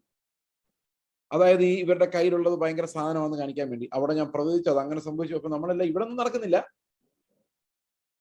പണ്ടൊരു മനുഷ്യൻ, പേര് പറഞ്ഞാൽ നിങ്ങളെല്ലാവരും അറിയും, പത്തനംതിട്ടയിൽ ഒരു പ്രസംഗം പ്രസംഗിച്ചിട്ട് എൻ്റെ ഒരു സഹോദരൻ ആ കൂട്ടത്തിലുണ്ടായിരുന്നു. ഈ പ്രസംഗം കേൾക്കാൻ അദ്ദേഹത്തിന്റെ കൂടെ ഉണ്ടായിരുന്നു, പ്രസംഗന്റെ കൂടെ ഉണ്ടായിരുന്നു. അദ്ദേഹം അത് കഴിഞ്ഞിട്ട് നേരെ വടക്കൻ മലബാറിലുള്ള സ്ഥലത്ത് പിറ്റേ ദിവസം പ്രസംഗിക്കാൻ വേണ്ടി പോയി. അപ്പൊ അവിടെ ചെന്ന് പറഞ്ഞു, ഇന്നലെ പത്തനംതിട്ടയിലായിരുന്നു യോഗം, ഭയങ്കര ജനക്കൂട്ടമായിരുന്നു. അപ്പൊ ഇവൻ ഇങ്ങനെ ഓർക്കും, എന്റെ ദൈവം എന്തൊരു ജനക്കൂട്ടമായിരുന്നു. വളരെ കുറച്ച് ആൾക്കാരുണ്ടായിരുന്നുള്ളൂ. ഈ ഭയങ്കര ജനക്കൂട്ടമായിരുന്നു പറഞ്ഞാൽ എണ്ണം ഒന്നും ചോദിക്കാത്തതുകൊണ്ട് കള്ളം പറഞ്ഞൊന്നും പറയാൻ പറ്റില്ല. ഒരാൾക്ക് 5 എണ്ണം ഭയങ്കരമായിരിക്കും, ഒരാൾക്ക് 15 ഭയങ്കരമായിരിക്കും, വേറൊരാൾക്ക് 150 ആകുമ്പോഴായിരിക്കും ഭയങ്കരം എന്ന് പറയും. പുള്ളി പറഞ്ഞോടെ 40 പേരാണ് കർത്താവിനെ രക്ഷകനായിട്ട് സ്വീകരിച്ചത്. അപ്പൊ ഈ കൂടെ പോയ എൻ്റെ ഒരു ബ്രദർ, എൻ്റെ ഒരു ഫ്രണ്ടാ, പുള്ളി ഇയാളോട് ചോദിച്ചു, 40 പേരാകെ അവിടെ വന്നില്ലല്ലോ പാസ്റ്റർ, പിന്നെ എങ്ങനെയാണ് 40 പേര് രക്ഷിക്കപ്പെട്ടു എന്ന് പാസ്റ്റർ സാക്ഷ്യം പറഞ്ഞു? പുള്ളി ഓർത്തില്ല ഇയാൾ കൂടെ ഉണ്ടല്ലോ എന്നുള്ള കാര്യം. അപ്പൊ അദ്ദേഹം പറഞ്ഞു, ഞാനിത് വിശ്വാസത്താൽ കണ്ടതാണ് 40 പേരെ. എന്ത് ചെയ്യും? എന്തിനാ അത് പറയുന്നറിയോ? ഈ പറഞ്ഞുണ്ടാക്കുന്ന ഒരു ബലൂൺ ഉണ്ട്. ആ ബലൂൺ പൊട്ടിയാ പൊട്ടി, പക്ഷെ അത് പിടിച്ചു വെച്ചാണ് ഈ അത്ഭുതങ്ങളെല്ലാം കാണിക്കുന്നത്. പക്ഷേ ഇവിടെ പറയുന്നത് ദൈവികമായ വിശ്വാസം എങ്ങനെ ഉണ്ടാകുന്നറിയോ? ദൈവികമായ വിശ്വാസം ഉണ്ടാകുന്ന ഇങ്ങനെ മനുഷ്യരുടെ വാക്കുകളാലല്ല, അത് ക്രിസ്തുവിന്റെ നീതി വെളിപ്പെടുമ്പോൾ ആ നീതിയാലാണ് ഈ വിശ്വാസം ഉണ്ടാകുന്നത്. അതിനെയാണ് അതിവിശുദ്ധ വിശ്വാസം എന്നും അപ്പോസ്തോലികമായ വിശ്വാസം എന്നൊക്കെ പറയുന്നത്. നമ്മൾ പറഞ്ഞു തുടങ്ങിയിട്ട് എങ്ങും ആയിട്ടില്ല കേട്ടോ. നമ്മൾ എബ്രഹാമിന്റെ കഥ പറഞ്ഞു തുടങ്ങിയതാ 4-ാം അധ്യായത്തിൽ. എങ്ങനെയാണ് വിശ്വാസം അനുസരണമായി മാറുന്നത് എന്നുള്ളതിന്റെ എക്സാമ്പിൾ. അപ്പോൾ അത് മനസ്സിലാക്കാൻ വേണ്ടിയാണ് നമ്മൾ റോമാലേഖനം 1:16-17 വായിച്ചത്. അവിടെ പറയുന്നത് വിശ്വാസം നമ്മളിൽ ഉളവാക്കിയത് ഈ നീതിയാണ്, ആ നീതിയിലേക്ക് നമ്മൾ നടക്കുന്നതും വിശ്വാസത്താലാണ്. സമ്മതിച്ചോ? ഇതിങ്ങനെയാണ്, നമുക്ക് വേണമെങ്കിൽ ഇങ്ങനെ വിഷ്വലൈസ് ചെയ്യാം. ഇപ്പൊ ഞാൻ ക്രിസ്തുവിന്റെ നീതിയാണ് നിങ്ങളോട് പറയുന്നെങ്കിൽ, ചെയ്സിന്റെ നീതിയാ പറയുന്നെങ്കിൽ നിങ്ങൾ പ്രവൃത്തി എല്ലാവരും പൊട്ടിപ്പോകും. അതിന് ഞാനൊരു എക്സാമ്പിൾ പറയാം. ഈ മനുഷ്യന്റെ നീതി എന്ന് പറയുന്നത് വെറും ശുഷ്കമായ ഒരു സാധനമാണെന്ന് കാണിക്കാൻ വേണ്ടി ഞാൻ പണ്ട് പ്രസംഗിക്കും എനിക്കൊരു മിസ്റ്റേക്ക് പറ്റുമായിരുന്നു. മിസ്റ്റേക്ക് എന്ന് പറയാൻ പറ്റില്ല, ഒരു ഓവർസൈറ്റ് എന്ന് വേണേൽ പറയാം. ഞാൻ ഈ പിള്ളേരെ എടുത്തു വളർത്തിയ കഥകൾ പറയുമായിരുന്നു. ഇപ്പോഴും പറയാറുണ്ടെങ്കിൽ ഇപ്പോൾ ഒരു എക്സാമ്പിളിന് എമർജൻസി വരുമ്പോൾ മാത്രം എൻ്റെ ഭാഗമേ പറയാറുള്ളൂ, മുഴുവൻ പറയാറില്ല. അപ്പൊ ഞങ്ങൾ 3 പിള്ളേരെ എടുത്തു വളർത്തിയ കാര്യമൊക്കെ പറയുമ്പോൾ ഈ കേട്ടുകൊണ്ടിരിക്കുന്ന പാവം ജനം ചിന്തിക്കും, ഞങ്ങൾക്കും ഒരു കൊച്ചിനെടുത്ത് വളർത്താൻ തോന്നുവാണ്. കാരണം നമ്മുടെ എല്ലാം ഉള്ളിലൊരു സോഫ്റ്റ്, എന്താ പറയുന്നത്, റൊമാൻറ്റിക് മൈൻഡ് ഉണ്ട്. ഈ റൊമാൻറ്റിക് മൈൻഡ് ഞാൻ ഉദ്ദേശിച്ചത് ഈ ആൺ പെണ്ണും കൂടെ പഞ്ചാരടിക്കുന്ന ആ മൈൻഡിന്റെ കാര്യമല്ല. സങ്കല്പങ്ങളിൽ ജീവിക്കുന്ന ഒരു കൊച്ചിനെ ഞാൻ എടുത്തു വളർത്തുന്നു, അവനെ സ്നേഹിച്ചു കൊണ്ട് നടക്കുന്നു, അവനെ നല്ലപോലെ പഠിപ്പിക്കുന്നു, അങ്ങനെ ഞാൻ നീതിമാനായി മാറുന്നു, ആ മകൻ എന്നെ ബഹുമാനിക്കുന്നു, എനിക്ക് അങ്ങനെ 2-3 പിള്ളേരുണ്ടാകുന്നു. എന്തൊരു പ്ലാനിങ്, എന്തൊരു ഇമാജിനേഷൻ, സങ്കല്പങ്ങൾ. ഈ സങ്കല്പങ്ങളെയാണ് ഞാൻ റൊമാൻറ്റിസിസം എന്ന് പറഞ്ഞത്. പക്ഷെ ഈ വന്നു കയറുന്നവനുണ്ടല്ലോ, ഈ വന്നു കയറുന്ന കുട്ടി ദൂരെ നോക്കുമ്പോൾ അപ്പനും മകനും എന്തൊരു സ്നേഹം. പക്ഷെ യഥാർത്ഥത്തിൽ ഹൃദയത്തിൽ കൂടി പോകുന്ന സ്ട്രഗിൾ എന്താണെന്നറിയോ? നമ്മുടെ സ്വന്തം മകൻ തല്ലിപ്പൊളിത്തരം കാണിച്ചാൽ നമുക്ക് സഹിക്കാൻ പറ്റില്ല. ഒരു ദിവസം, ഒരാഴ്ച, 2 ആഴ്ച. ഇത് നമുക്ക് ഒരു രക്തബന്ധം പോലും ഇല്ലാത്ത പിള്ളേര് നമ്മളെ ഉപദ്രവിച്ച് നമുക്ക് നിൽക്കാൻ സമയം തരാതെ അവിടെ ബഹളം ഉണ്ടാക്കിക്കൊണ്ടിരുന്ന കുറച്ചു നേരം കഴിയുമ്പോണ്ടല്ലോ, blood is always thicker than water. അതുകൊണ്ട് നമ്മള് മടുക്കും. ഞങ്ങൾ ശരിക്കും മടുത്തിട്ടുണ്ട്. ഈ മടുപ്പ് എങ്ങനെ അവതരിപ്പിക്കും? കർത്താവിന്റെ കൃപ കൊണ്ടാണ് ഞങ്ങൾ രക്ഷപ്പെട്ടു പോയത്. അപ്പൊ ആൾക്കാര് പ്രവൃത്തി അനുകരിക്കുക. പ്രവൃത്തി അനുകരിച്ചാൽ നടക്കുവോ? നടക്കുകയില്ല. കാരണം അതിനകത്തോട്ട് സ്പിരിച്വൽ സ്ട്രഗിൾ ഞങ്ങൾ എങ്ങനെ അതിജീവിച്ചു എന്നുള്ളതും കൊണ്ട് അത് എല്ലാവർക്കും വ്യത്യസ്തമാണ്. അപ്പൊ മനുഷ്യരുടെ പ്രവൃത്തികൾ പറഞ്ഞു കഴിയുമ്പോഴേക്കും അത് ഒരു പ്രവൃത്തിയിലേക്കാണ് ആൾക്കാരെ നയിക്കുന്നത്. മനസ്സിലാവുന്നുണ്ടോ? എന്നാൽ ക്രിസ്തുവിന്റെ നീതി വെളിപ്പെട്ട് വരുമ്പോഴേക്കും, ഞാനിപ്പോ പറഞ്ഞില്ലേ നമ്മൾ അനുഭവിച്ച സ്ട്രഗിളിനെ കുറിച്ച്, അവിടെ ക്രിസ്തുവിന്റെ നീതി വെളിപ്പെട്ട് വരുമ്പോഴാണ് നമ്മൾ ഹൃദയം തകർന്ന് നിലവിളിച്ചു പോകുന്നത്. അപ്പോൾ ദൈവത്തിന്റെ നീതി വെളിപ്പെടുമ്പോൾ അത് വിശ്വാസത്തിനായിട്ടാണ് വെളിപ്പെടുന്നത്. എന്നോടത് ആവശ്യപ്പെടുകയാണ്, ഇതാണ് ദൈവത്തിന്റെ നീതി, നിന്റെ സൽപ്രവൃത്തികൾ അല്ല, അതുകൊണ്ട് നീ വിശ്വസിക്ക്, ദൈവത്തിന് നിന്നെ അങ്ങനെ ആക്കാൻ പറ്റും. ഞാനപ്പോ ദൈവത്തെ രണ്ടും കൽപ്പിച്ചങ്ങ് ആശ്രയിക്കുക. എന്തിനു വേണ്ടിയാണെന്നറിയോ? എൻ്റെ വിശ്വാസത്തിന് അനുസരണം ഉണ്ടാകാൻ വേണ്ടി. So that I produce real lasting fruit. Okay, മനസ്സിലായി ഞാൻ പറഞ്ഞെന്താണ്? അപ്പോൾ വിശ്വാസത്താൽ വരുന്ന നീതി നമ്മൾ ഒരിക്കലും മറന്നു പോകരുത്. It's one of the most cardinal doctrines of the Bible. വിശ്വാസത്താലുള്ള നീതീകരണം, നോട്ട് ബൈ വർക്ക്സ്. എന്തുകൊണ്ടാണ് വർക്ക്സ് അല്ലാത്ത? വർക്ക്സ് ഇല്ലെന്നല്ല, വർക്ക്സിനാലല്ല. കാരണം വർക്കിനാലായാൽ അതൊരു മനുഷ്യന്റെ നീതിയിലേക്ക് എത്തിക്കുള്ളൂ. വിശ്വാസത്താലായാൽ മാത്രമേ അത് ക്രിസ്തുവിനെ നേടുന്ന ഒരു നീതിയിലേക്ക് നമുക്ക് പോകാൻ പറ്റുള്ളൂ. മനസ്സിലായോ? നിങ്ങൾക്ക് നല്ല മനുഷ്യനായാൽ മതി, അത് യേശുവിനെ പോലെ ആകണം. നല്ല മനുഷ്യനായാൽ മതിയിൽ പ്രവൃത്തി. യേശുവിനെ പോലെ ആകണമെങ്കിൽ വിശ്വാസം കൊണ്ട് മാത്രമേ സാധിക്കൂ. അപ്പൊ വിശ്വാസം എന്ന് പറയുന്നത് നമ്മൾ പള്ളിയിൽ ചേർന്നു, കർത്താവ് വിശ്വസിക്കുന്നു, അത് അവന്റെ രക്ഷയിൽ നിന്ന് നമുക്കുണ്ടായ വിശ്വാസമാണ് ആ സ്പെഷ്യൽ ഫെയ്ത്ത്. കർത്താവെ, നീ എനിക്ക് വേണ്ടി മരിച്ചു, എന്റെ സ്ഥാനത്ത് നീ മരിച്ചു, ഇനി ഞാൻ ജീവിക്കുന്നില്ല, ഇനി നീയാണ് എന്നിൽ വസിക്കുന്നത്, ജീവിക്കുന്നത്. ഫെയ്ത്ത് ലൈഫ് എന്ന് പറയുന്നത്.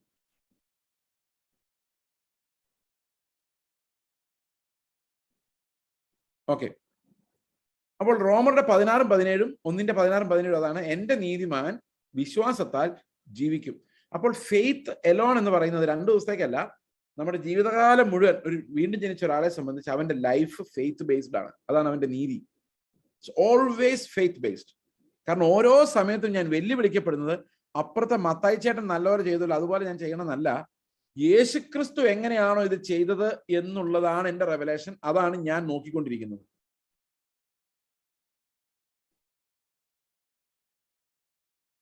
മനസ്സിലായോ? അപ്പൊ എന്റെ നിലവാരം എന്ന് പറയുന്ന കർത്താവിന്റെ നിലവാരമാണ്. അതുകൊണ്ട് ജീവിതകാലം മുഴുവൻ ഇത് ഫെയ്ത്താണ്. എത്ര പേർക്ക് മനസ്സിലായത്? മനസ്സിലായോ? പല ആൾക്കാരും വിശ്വസിക്കുന്ന രക്ഷിക്കപ്പെടുമ്പോ ഫെയ്ത്തും പിന്നെ വർക്കാണ്. പിന്നെ മനുഷ്യനെ പോലെ ആവുള്ളൂ. നിങ്ങൾ വർക്ക് ചെയ്ത് തുടങ്ങിയ മനുഷ്യനെ പോലെ ആവുകയുള്ളൂ. അതുകൊണ്ട് പൗലോസ് പറയുകയാണ്, ഈ ആത്മീക പരിച്ഛേദനെ കുറിച്ച് പറയുന്ന ഫിലിപ്പി ലേഖനം 3-ാം അധ്യായത്തിൽ, ഞാൻ ന്യായപ്രമാണത്തിന്റെ നീതി സംബന്ധിച്ച് അനിന്ദനാണെങ്കിലും എനിക്ക് ക്രിസ്തുവിനെ നേടുവാൻ വേണ്ടി, ദൈവം വിശ്വസിക്കുന്നവർക്ക് നൽകുന്ന നീതി ലഭിക്കാൻ വേണ്ടി ഞാൻ എൻ്റെ അസറ്റുകളെ എല്ലാം മലിനമെന്നും ഛേദമെന്നും എണ്ണുന്നു.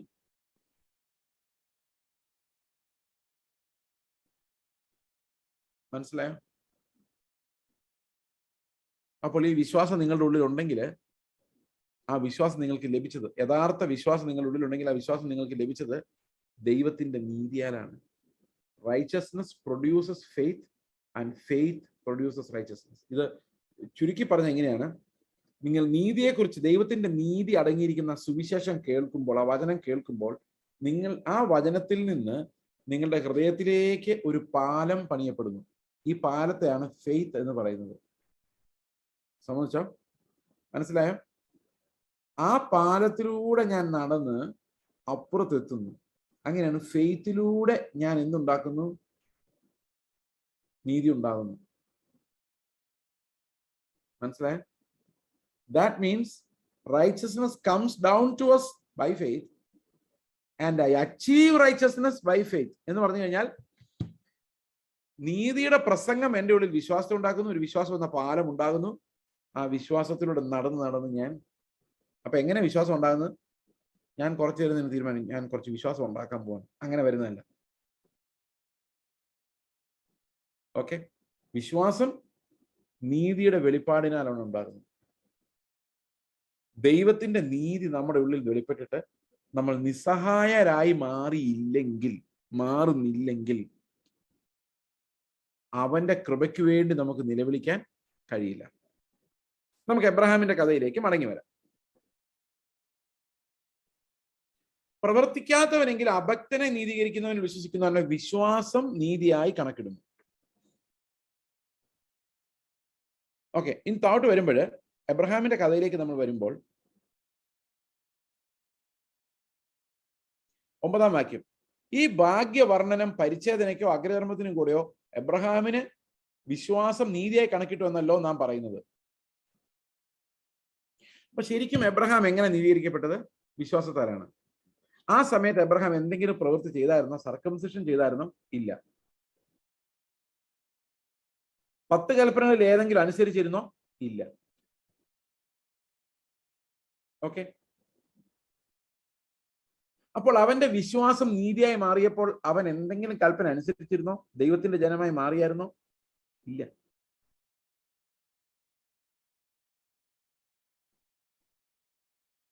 ഓക്കെ, അപ്പോൾ വിശ്വാസം നീതിയായി അബ്രഹാമിന് കണക്കിടുമ്പോൾ അബ്രഹാം വെറും അബ്രഹാമാണ്. അവന് യാതൊരുവിധ പ്രത്യേക ക്വാളിറ്റിയും ഇല്ലാത്തൊരു സാധാരണ മനുഷ്യനാണ്, അല്ലെ? ഏലിയാവ് എങ്ങനെയുള്ള ആളാന്ന് പറഞ്ഞേക്കുന്നത്? നമുക്ക് സമസ്വഭാവമുള്ള മനുഷ്യൻ എന്ന് പറഞ്ഞാൽ ഏലിയാവിനെ കണ്ട ആരെ പോലെ ഇരിക്കും നമ്മളെപ്പോൾ. ഒരു പ്രത്യേകതയില്ല. അബ്രഹാം അങ്ങനെയായിരുന്നു. എബ്രഹാം വളരെ ബലഹീനനായിരുന്നു. എബ്രഹാം ഒരു ദിവസം തന്റെ ഭാര്യയെ അബീമേലെക്ക് എന്ന് പറഞ്ഞ രാജാവ് തട്ടിക്കൊണ്ടുപോകുന്ന പേടിച്ചിട്ട് നമ്മളാണെങ്കിൽ യുദ്ധം ചെയ്തോ അല്ലെങ്കിൽ എങ്ങനെയെങ്കിലും ഒക്കെ ഈ ഭാര്യയെ രക്ഷിക്കാൻ ശ്രമിച്ചേനെ. പക്ഷെ എബ്രഹാം എന്താ ചെയ്യുന്നറിയോ? എബ്രഹാം സാറയോട് പറയാം, നിന്നെ അവർ കൊണ്ടുപോക്കോട്ടെ, പക്ഷെ എന്റെ തടി രക്ഷിക്കാൻ വേണ്ടി നീ ഒരു ഉപകാരം ചെയ്യണം, നീ എന്റെ ഭാര്യയല്ലെന്ന് അവരോട് പറയണം. ഇതായിരുന്നു എബ്രഹാമിന് സാറയോടുള്ള സ്നേഹം. ശ്രദ്ധിച്ചിട്ടുണ്ടത്? സാറ എന്നിട്ട് എന്ത് ചെയ്യുന്നറിയോ? സാറ തിരിച്ച് യജമാനനെ എന്ന് വിളിച്ച ആളുടെ സ്വഭാവമായിരുന്നു.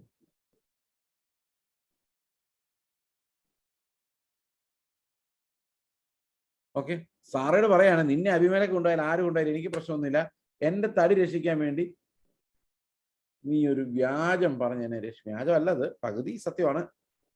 ഈ എബ്രഹാമാണ് അവസാനം കർത്താവ് ചോദിക്കുകയാണ്, നിന്റെ ഏകജാതനായ പുത്രനെ എനിക്ക് അർപ്പിക്കുന്നു പറയുമ്പോൾ ആരോടും ആലോചന ചോദിക്കാതെ ആ കൊച്ചിനെ എടുത്തുകൊണ്ട് പോയ എബ്രഹാമും ഈ ആദിമകാലത്ത് വേച്ച് വീഴാൻ പോകുന്ന എബ്രാമും തമ്മിൽ ഭയങ്കര ഡിഫറൻസ് ഉണ്ട്.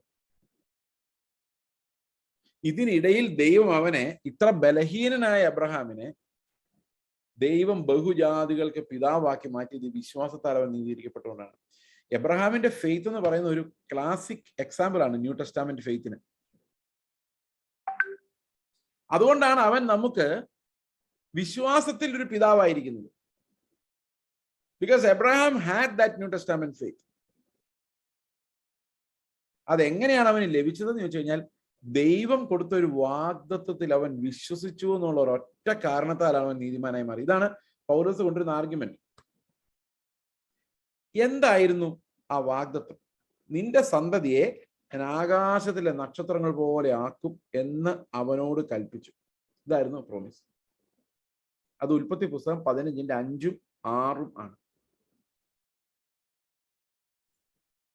അപ്പോൾ അങ്ങനെ സംഭവിക്കുമെന്ന് എബ്രഹാം വിശ്വസിച്ചു. ആ വിശ്വാസം അവന് നീതിയായി കണക്കിട്ടു. പക്ഷെ എബ്രഹാമിന്റെ കയ്യിൽ ഒരു വക ഇല്ല. 100 വയസ്സാകാൻ പോവുകയാണ്. 75 വയസ്സ് മറ്റാണ് ആ സമയത്ത്. പക്ഷെ അത് വിശ്വസിച്ചു. അത് വിശ്വസിക്കാൻ അസാധ്യമായിരുന്നു.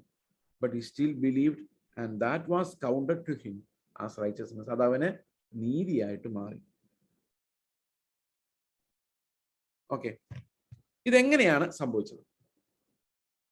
4-ാം അധ്യായത്തിന്റെ 17-ാം വാക്യം.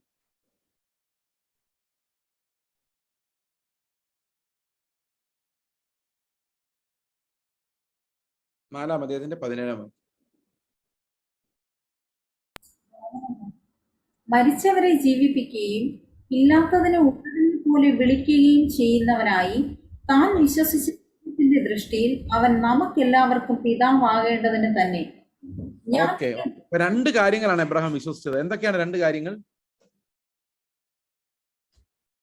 ഒന്ന്, മരിച്ചവരെ ഉയർപ്പിക്കുന്ന ദൈവം. കണ്ടോ, പഴയ നിയമത്തിൽ എബ്രഹാം എന്ത് വിശ്വസിച്ചിരുന്നു? പുനരുത്ഥാനത്തിൽ വിശ്വസിച്ചിരുന്നു. അപ്പം ഇസ്ഹാക്കിനെ ബലി അർപ്പിച്ചാലും ദൈവം അവനെ പുനരുത്ഥാനം ചെയ്ത് എനിക്ക് തിരിച്ചു തരുമെന്ന് അബ്രഹാമിന് അറിയാമായിരുന്നു. 2, ഇല്ലാത്തതിനെ ഉള്ളതുപോലെ വിളിച്ചു വരുന്ന ദൈവം. ഇനി ഇസ്ഹാക്കിനെ തിരിച്ചു തന്നില്ലെങ്കിലും മക്കളെ എവിടെന്നെങ്കിലുമൊക്കെ കൊണ്ടുതരുന്ന ഒരു ദൈവം എന്ന്, എവിടെന്നെങ്കിലും ഇല്ലാത്ത സ്ഥലത്തു നിന്ന് ഇങ്ങനെ എടുത്തോണ്ട് വരുന്നു. ദൈവത്തിന് അതും പറ്റും. അപ്പൊ ഇസ്ഹാക്കിനെ അർപ്പിച്ചാൽ കുഴപ്പമൊന്നുമില്ലല്ലേ? കുഴപ്പമുണ്ടോ? എബ്രഹാം പറയാണ്, ദൈവം പറഞ്ഞിട്ടാണെങ്കിൽ ചെയ്യാം. കാരണം ദൈവത്തിന് മരിച്ചവർ ഉയർപ്പിക്കാനുള്ള കഴിവുണ്ട്. ഇല്ലാത്തതിനെ ഉള്ളതുപോലെ വിളിച്ചു വരുത്താൻ കഴിയും. അപ്പോൾ ആകാശത്തിലെ നക്ഷത്രങ്ങൾ പോലെ നിന്റെ സന്തതി ആക്കുമെന്ന് പറഞ്ഞതിനകത്ത് വല്ല സംശയമുണ്ടോ? ഒരു സംശയം എബ്രഹാമിന് തോന്നിയില്ല. ഇസാക്കിനെ വെച്ചത് സാധിക്കാം എന്നല്ല എബ്രഹാം തീരുമാനിച്ചത്. ദൈവം ഒരു വാഗ്ദത്തം കൊടുത്തപ്പോൾ അത് എന്റെ കയ്യിലുള്ള ഇസഹാക്കിനെ വെച്ച് ആ വാഗ്ദത്തം പൂർത്തിയാക്കാൻ എന്നാലാകുന്നത് ചെയ്യാം എന്നല്ല എബ്രഹാം തീരുമാനിച്ചത്. പിന്നെ എന്താ എബ്രഹാം ചെയ്തത്? ദൈവം ഇസ്ഹാക്കിനെ ചോദിച്ചല്ലേ കൊടുത്തേക്കാം എന്ന് പറഞ്ഞാൽ ദൈവം അവന്റെ വാഗ്ദത്തം നിറവേറ്റുന്നതിന് എന്റെ കയ്യിലുള്ളത് ഒന്നും ആവശ്യമില്ല എന്ന് എബ്രഹാമിന് മനസ്സിലായി. എന്നിട്ട് എബ്രഹാം അവനെ തിരിച്ചു പ്രാപിച്ചു. അനേകം ബഹുജാതികൾക്ക് പിതാവായി മാറിയിട്ട് ഇവൻ കനാൻ ദേശത്ത് ചെന്ന് ടെന്റ് അടിച്ചു. മക്കൾ ചോദിച്ചാണ്, നമുക്കൊരു വീടൊക്കെ വേണ്ടേ അപ്പച്ച? അപ്പം പറഞ്ഞു കാണും, മോനെ, നമ്മൾ വീട് പണിത് എത്ര വലിയ വീട് പണി, ആകാശത്തിലെ നക്ഷത്രങ്ങൾ പോലെയാണ് എനിക്ക് സന്തതി ഉണ്ടാവുമെന്ന് പറഞ്ഞേക്കുന്നത്. വയസ്സ് 120 ആയിന്ന് വെച്ചോ, 115 ആയിന്ന് വിചാരിച്ചോ. എന്നിട്ട് എബ്രഹാം പറയാണ്, നമുക്ക് ദൈവം ശില്പിയായി പണിയുന്ന അടിസ്ഥാനമുള്ള ഒരു നഗരം കിട്ടും. അതില്ലാതെ ഇത്രയും മക്കളെ പുലർത്താൻ നമ്മളെ കൊണ്ട് പറ്റില്ല. അതുകൊണ്ട് നമുക്ക് തൽക്കാലം ടെന്റ് മതി എന്ന് എബ്രഹാം തീരുമാനിക്കുന്നു. ഇതെങ്ങനെ എബ്രഹാം ഇങ്ങനെ ആയത്? അവന് ദൈവം നൽകിയ നീതിയാണ്. പതുക്കെ പതുക്കെ പതുക്കെ വർക്കൗട്ട് ചെയ്ത് അത് അനുസരണമായി മാറി. Faith became obedience. കണ്ടോ ഒരു എക്സാമ്പിൾ? അതുകൊണ്ട് എബ്രഹാം തീരുമാനിക്കുകയാണ്, എനിക്ക് ഒരു സ്വത്തില്ലെങ്കിലും കുഴപ്പമില്ല, എൻ്റെ ലക്ഷ്യം ദൈവം കൈപ്പണിയായി ശില്പിയായി പണിയുന്ന അടിസ്ഥാനമുള്ളൊരു നഗരം വെച്ചിട്ടുണ്ട്, ആ പ്രോമിസ് എന്ന് എബ്രഹാം തീരുമാനിക്കുക. How did he come to that decision? Because of faith. അപ്പോൾ വിശ്വാസത്തിൽ നിന്ന് എന്തുണ്ടായി? അവനോട് ആരെങ്കിലും പറഞ്ഞോ നീ ഇങ്ങനെ ആകണമെന്ന്? അവസാനം കുഞ്ഞിനെ യാഗമർപ്പിക്കാൻ പോകുമ്പോൾ അവന്റെ സ്വഭാവമായി മാറി ഈ വിശ്വാസം. അതുകൊണ്ട് അവിടെ സ്ട്രഗിൾ ഇല്ല.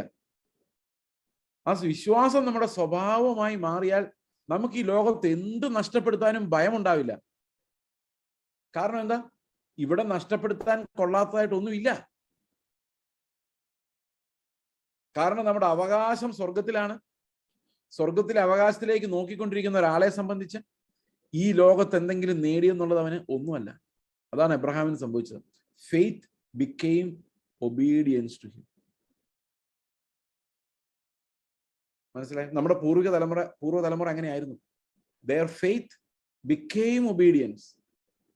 പക്ഷെ ഇന്ന് അങ്ങനെയല്ല. ഇന്ന് ഫെയ്ത്ത് ജെനുവിൻ അല്ലാത്തതുകൊണ്ട്, ഒരു ഒബീഡിയൻസ് ഉണ്ടാകുന്നില്ലാത്തത് കൊണ്ട് നമ്മൾ നമ്മുടെ കുറെ നീതി പ്രമാണങ്ങൾ ഈ ഫെയ്ത്തിനോട് കൂടി ആഡ് ചെയ്തിട്ട് സ്റ്റേജിൽ നിന്ന് ആൾക്കാരെ വെല്ലുവിളിക്കുക. വെള്ള വസ്ത്രം ധരിക്കാത്ത ഒരുത്തനും സിയോനിൽ കാണുകയില്ല. ഇത് എവിടെ നിന്ന് കിട്ടിയെന്ന് അറിയത്തില്ല. കാരണം എന്താ? ദൈവത്തിന്റെ നീതി അനുസരിക്കാൻ പറ്റുന്നില്ല. So we create our own righteousness. പ്രിയ സഹോദരങ്ങളെ, എന്ത് ചെയ്യണമെന്നാണ് നിങ്ങളുടെ ഉള്ളിലേക്ക് വരുന്നത്? അവനെ നോക്കി നിലവിളിക്കുക എന്നുള്ളതല്ലാതെ നമുക്ക് ഒന്നും ചെയ്യാനില്ല. Because whatever our flesh does will not achieve salvation. ദൈവത്തിന്റെ അംഗീകാരം, approval, we don't get by our works.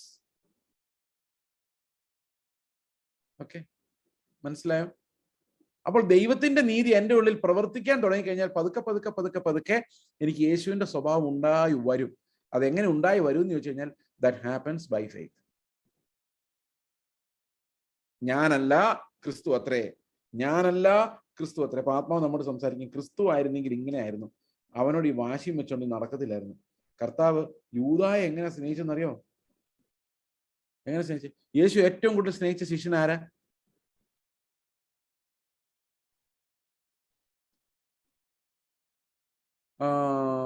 യോഹന്നാനാന്ന് യോഹന്നാൻ പറയുന്നു. പക്ഷെ ഞാനാന്ന് ഞാൻ പറയുള്ളൂ.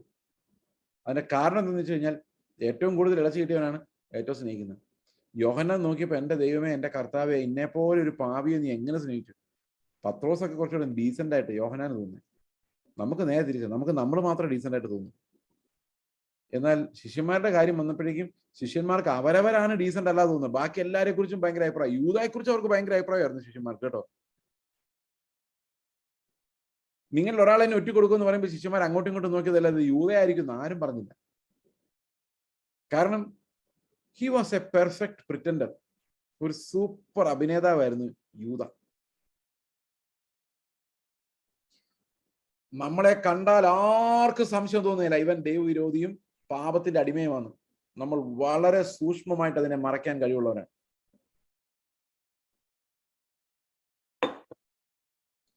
അപ്പോൾ വിശ്വാസത്തിന് അനുസരണം വരുന്നത് എങ്ങനെയാണ് എന്നുള്ളതായിരുന്നു നമ്മുടെ ചോദ്യം.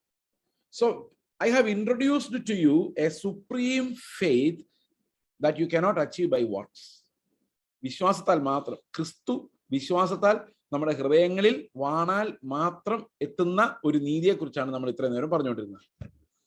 ഈ വിശ്വാസത്തിൽ നിന്ന് അനുസരണം ഉണ്ടാകണമെങ്കിൽ അതിൻ്റെ ഇടയിൽ നടക്കുന്ന ഒരു പരിപാടിയാണ് വിശുദ്ധീകരണം എന്ന് പറയുന്നത്. ആത്മാവിന്റെ വിശുദ്ധീകരണം, സാങ്ക്ടിഫിക്കേഷൻ ഓഫ് ദ സ്പിരിറ്റ്. എന്താണ് ആത്മാവിന്റെ വിശുദ്ധീകരണം? എന്തിനാണ് അതിനെ ആത്മാവിന്റെ വിശുദ്ധീകരണം എന്ന് പറഞ്ഞിരിക്കുന്നത്?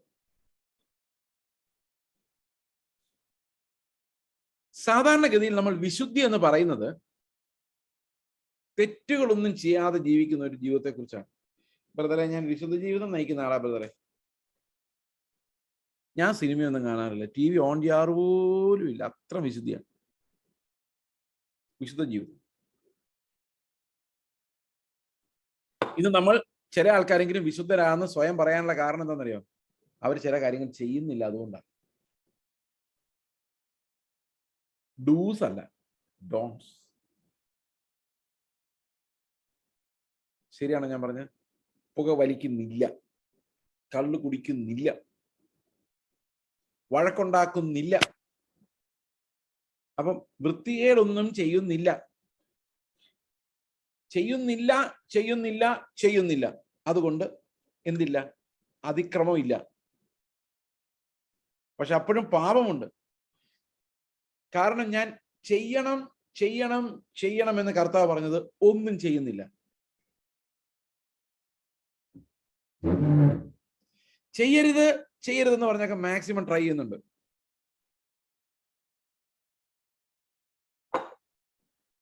എന്നാൽ ചെയ്യണമെന്ന് പറഞ്ഞത് ഒന്നും ചെയ്യുന്നില്ല. അത് വിശുദ്ധീകരണമല്ല, അത് ശുദ്ധീകരണം. ഈ ശുദ്ധി ആവുക എന്ന് പറഞ്ഞു കഴിഞ്ഞാൽ വേണ്ടാത്തതൊക്കെ തലേന്ന് പോവുക. അതാണ് ക്ലെൻസിങ് എന്ന് പറയുന്നത്. ഓക്കെ, കള്ളു കുടിക്കുന്നില്ല, സിഗരറ്റ് വലിക്കുന്നില്ല, സിനിമ കോട്ടെ പോകുന്നില്ല, വഴക്കുണ്ടാക്കുന്നില്ല, ടാക്സ് വെട്ടിക്കുന്നില്ല, പണിയിൽ വഞ്ചിക്കുന്നില്ല, ആരുടെയും പൈസ അടിച്ചു മാറ്റുന്നില്ല. ഇല്ല ഇല്ല ഇല്ല ഇല്ല ഇല്ല. You are clean, you are not holy. മോഷ്ടിക്കുന്നില്ല ഞാൻ, അറിയാമോ നിങ്ങൾക്ക്? ഞാൻ ഒരാളുടെ 1 രൂപ പോലും എടുത്തിട്ടില്ല. നല്ല കാര്യം, you are clean, but you are not holy. നിങ്ങൾ വിശുദ്ധനായില്ല. മനസ്സിലായോ? നിങ്ങൾ ഏതെങ്കിലും ഒരു പ്രവൃത്തി ചെയ്യാതിരുന്നത് കൊണ്ട് നിങ്ങൾ വിശുദ്ധനാവുകയില്ല, നിങ്ങൾ ശുദ്ധനാവുകയുള്ളൂ. Cleansing and sanctification are 2 separate different things. Cleansing എന്ന് പറയുന്നത് നമ്മുടെ വൃത്തികെട്ട സ്വഭാവം എല്ലാം തൂത്ത് പറക്കി കളയുന്നതിനെയാണ് ക്ലെൻസിങ് എന്ന് പറയുന്നത്. അത് രക്ഷിക്കപ്പെട്ട ശേഷം ബ്രദറെ ഞാൻ ഇത് എന്താണ്? ക്ലെൻസിങ് ആണ്. We are cleaned or cleansed by the blood of Christ. യേശുവിന്റെ രക്തം സകല പാപവും പോക്കി നമ്മെ ശുദ്ധീകരിക്കുന്നു. ക്ലെൻസിങ്. എന്നാൽ സാങ്ക്ടിഫിക്കേഷൻ എന്ന് പറയുന്നത് നമ്മൾ ചെയ്യുന്നില്ല ഇല്ല ഇല്ല ഇല്ല എന്നുള്ളതല്ല, ചെയ്യുന്നുണ്ട് ഉണ്ട് ഉണ്ട് ഉണ്ട് എന്നുള്ളത്. എന്താ ചെയ്യുന്നത്?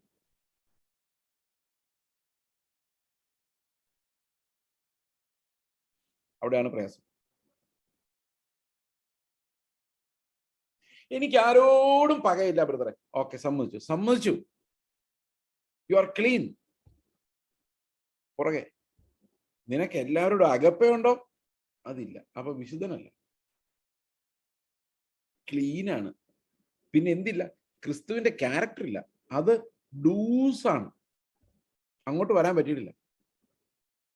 ഈ ഡൂസിലേക്ക് നമ്മൾ ചെയ്യേണ്ട പ്രവൃത്തിയിലേക്ക്, അതായത് സ്നേഹത്തിന്റെ തികവിൽ, അഗപ്പയുടെ നിറവിൽ നമ്മൾ ചെയ്യേണ്ട പ്രവൃത്തികളിലേക്ക് നമ്മൾ എത്തുന്ന പ്രോസസ്സിനെയാണ് നമ്മൾ സാങ്ക്ടിഫിക്കേഷൻ എന്ന് പറയുന്നത്.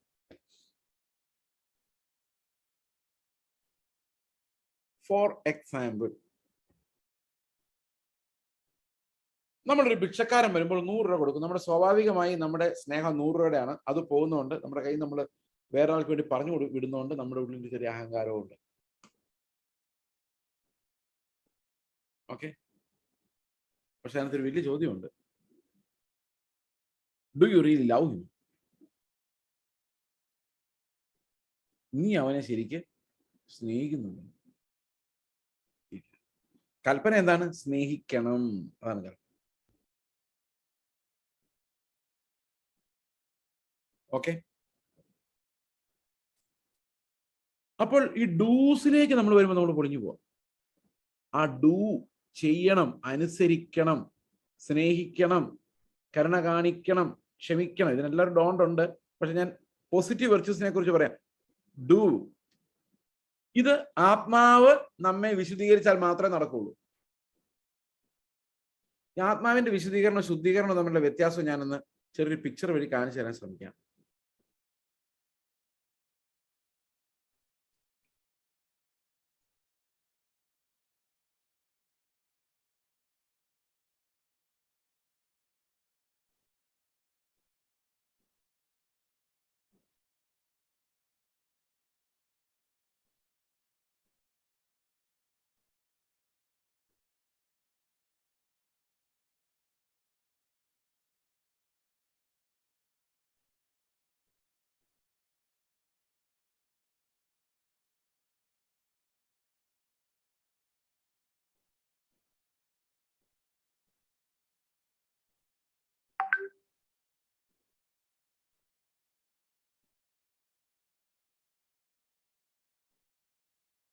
ഓക്കെ, ഇതൊരു മനുഷ്യനാണെങ്കിൽ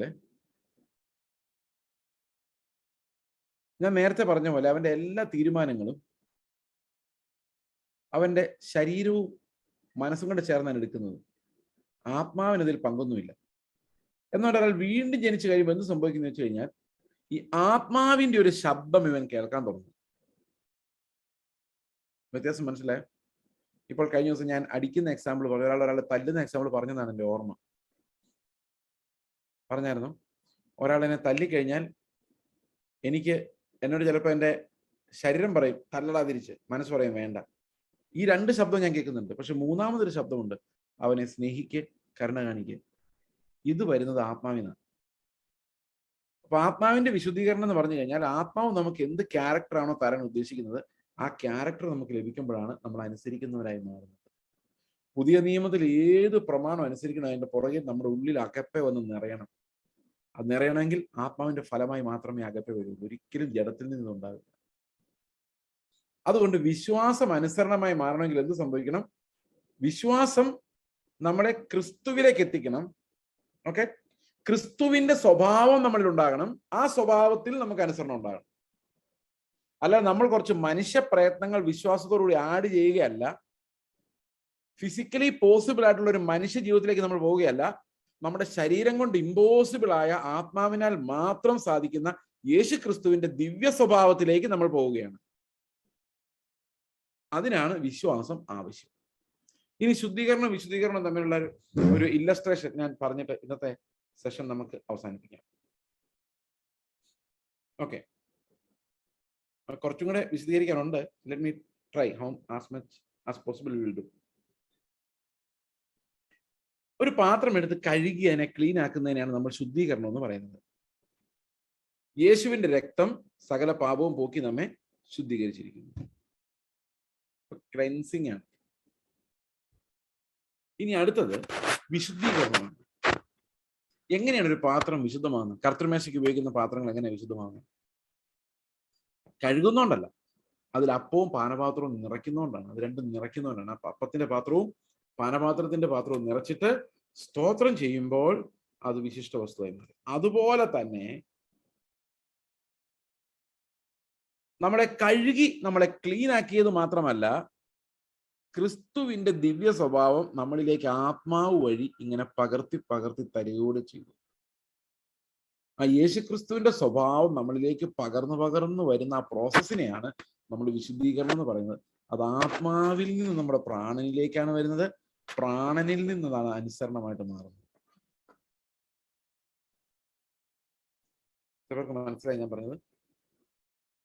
അതിനെയാണ് നമ്മൾ ആത്മാവിന്റെ വിശുദ്ധീകരണം എന്ന് പറയുന്നത്. അതായത് ആത്മാവ് നമുക്കൊരു സ്വഭാവം തന്നിട്ട് നമ്മൾ വഴിയിലൊരു കാഴ്ച കാണുമ്പോൾ ആത്മാവ് നമുക്കൊരു കാഴ്ച തരുന്നത്, കർത്താവെ നീ ആയിരുന്നെങ്കിൽ ഈ കാഴ്ച എങ്ങനെ കാണുന്നത് എന്ന് എൻ്റെ ഉള്ളിൽ ആത്മാവ് പറയാൻ പറ്റും ആത്മാവിന്. That is how the divine life is passed to me. ഈ ആത്മാവ് എന്നോട് പറഞ്ഞുകൊണ്ടിരിക്കും, യേശു ഇങ്ങനെയായിരുന്നു, യേശു ഇങ്ങനെ ചെയ്യുമായിരുന്നുള്ളൂ. യേശു പ്രസംഗിക്കുമ്പോൾ സ്നേഹത്തിലേ ചെയ്യുമായിരുന്നു. അവന് വേറെ ഒരു ഉദ്ദേശവും ഇല്ലാതെ പിതാവിന്റെ വചനം വെളിപ്പെടുത്താൻ വേണ്ടിയാണ് അവൻ നിന്നത്. അപ്പൊ എൻ്റെ മുമ്പിലേക്ക് അതൊരു വെല്ലുവിളിയായിട്ട് വരുവാണ്. കർത്താവെ നീ സംസാരിച്ച അതേ മനസ്സോടെ സ്നേഹത്തോടെ സംസാരിക്കും. അവിടെ എൻ്റെ പ്രവൃത്തികളല്ല, എൻ്റെ ഹൃദയം മാറണം. എൻ്റെ ഹൃദയത്തിൽ ഞാൻ ഇച്ഛിക്കാത്ത തിന്മകൾ വന്ന് എന്നെ അടിമയാക്കുന്ന ആ സ്വഭാവത്തിൽ നിന്ന് ഞാൻ രക്ഷപ്പെടണം. മനസ്സിലാവുന്നുണ്ടോ? അപ്പോൾ എന്തൊക്കെ സ്വഭാവങ്ങളാണ് ക്രിസ്തുവിന്റെ സ്വഭാവം നമ്മളിൽ നിറയ്ക്കുന്നത്? ആത്മാവ് എന്തൊക്കെ സ്വഭാവം നിറയ്ക്കുന്നത്? അവന്റെ സ്നേഹം. ഓക്കെ, കുറെ ഒരു ലിസ്റ്റ്, ഈ നിറയ്ക്കുന്നതിന്റെ ഒരു ലിസ്റ്റ് 2 പത്രോസിലുണ്ട്. വിശ്വാസത്തോട് വീര്യവും എന്ന് പറഞ്ഞുകൊണ്ട് ഒരു ലിസ്റ്റ് നമ്മൾ ഇതിനോട് എന്താ പറയുക, നമ്മുടെ ഈ മനുഷ്യനോട് ആഡ് ചെയ്താണ്. ആ കഴുകിയ പാത്രത്തിലേക്ക് നിറച്ച് ആത്മാവിന്റെ ഗുണങ്ങൾ നിറഞ്ഞു വന്നാണ് നമ്മൾ അനുസരണയുള്ളവരായിട്ട് മാറുന്നത്.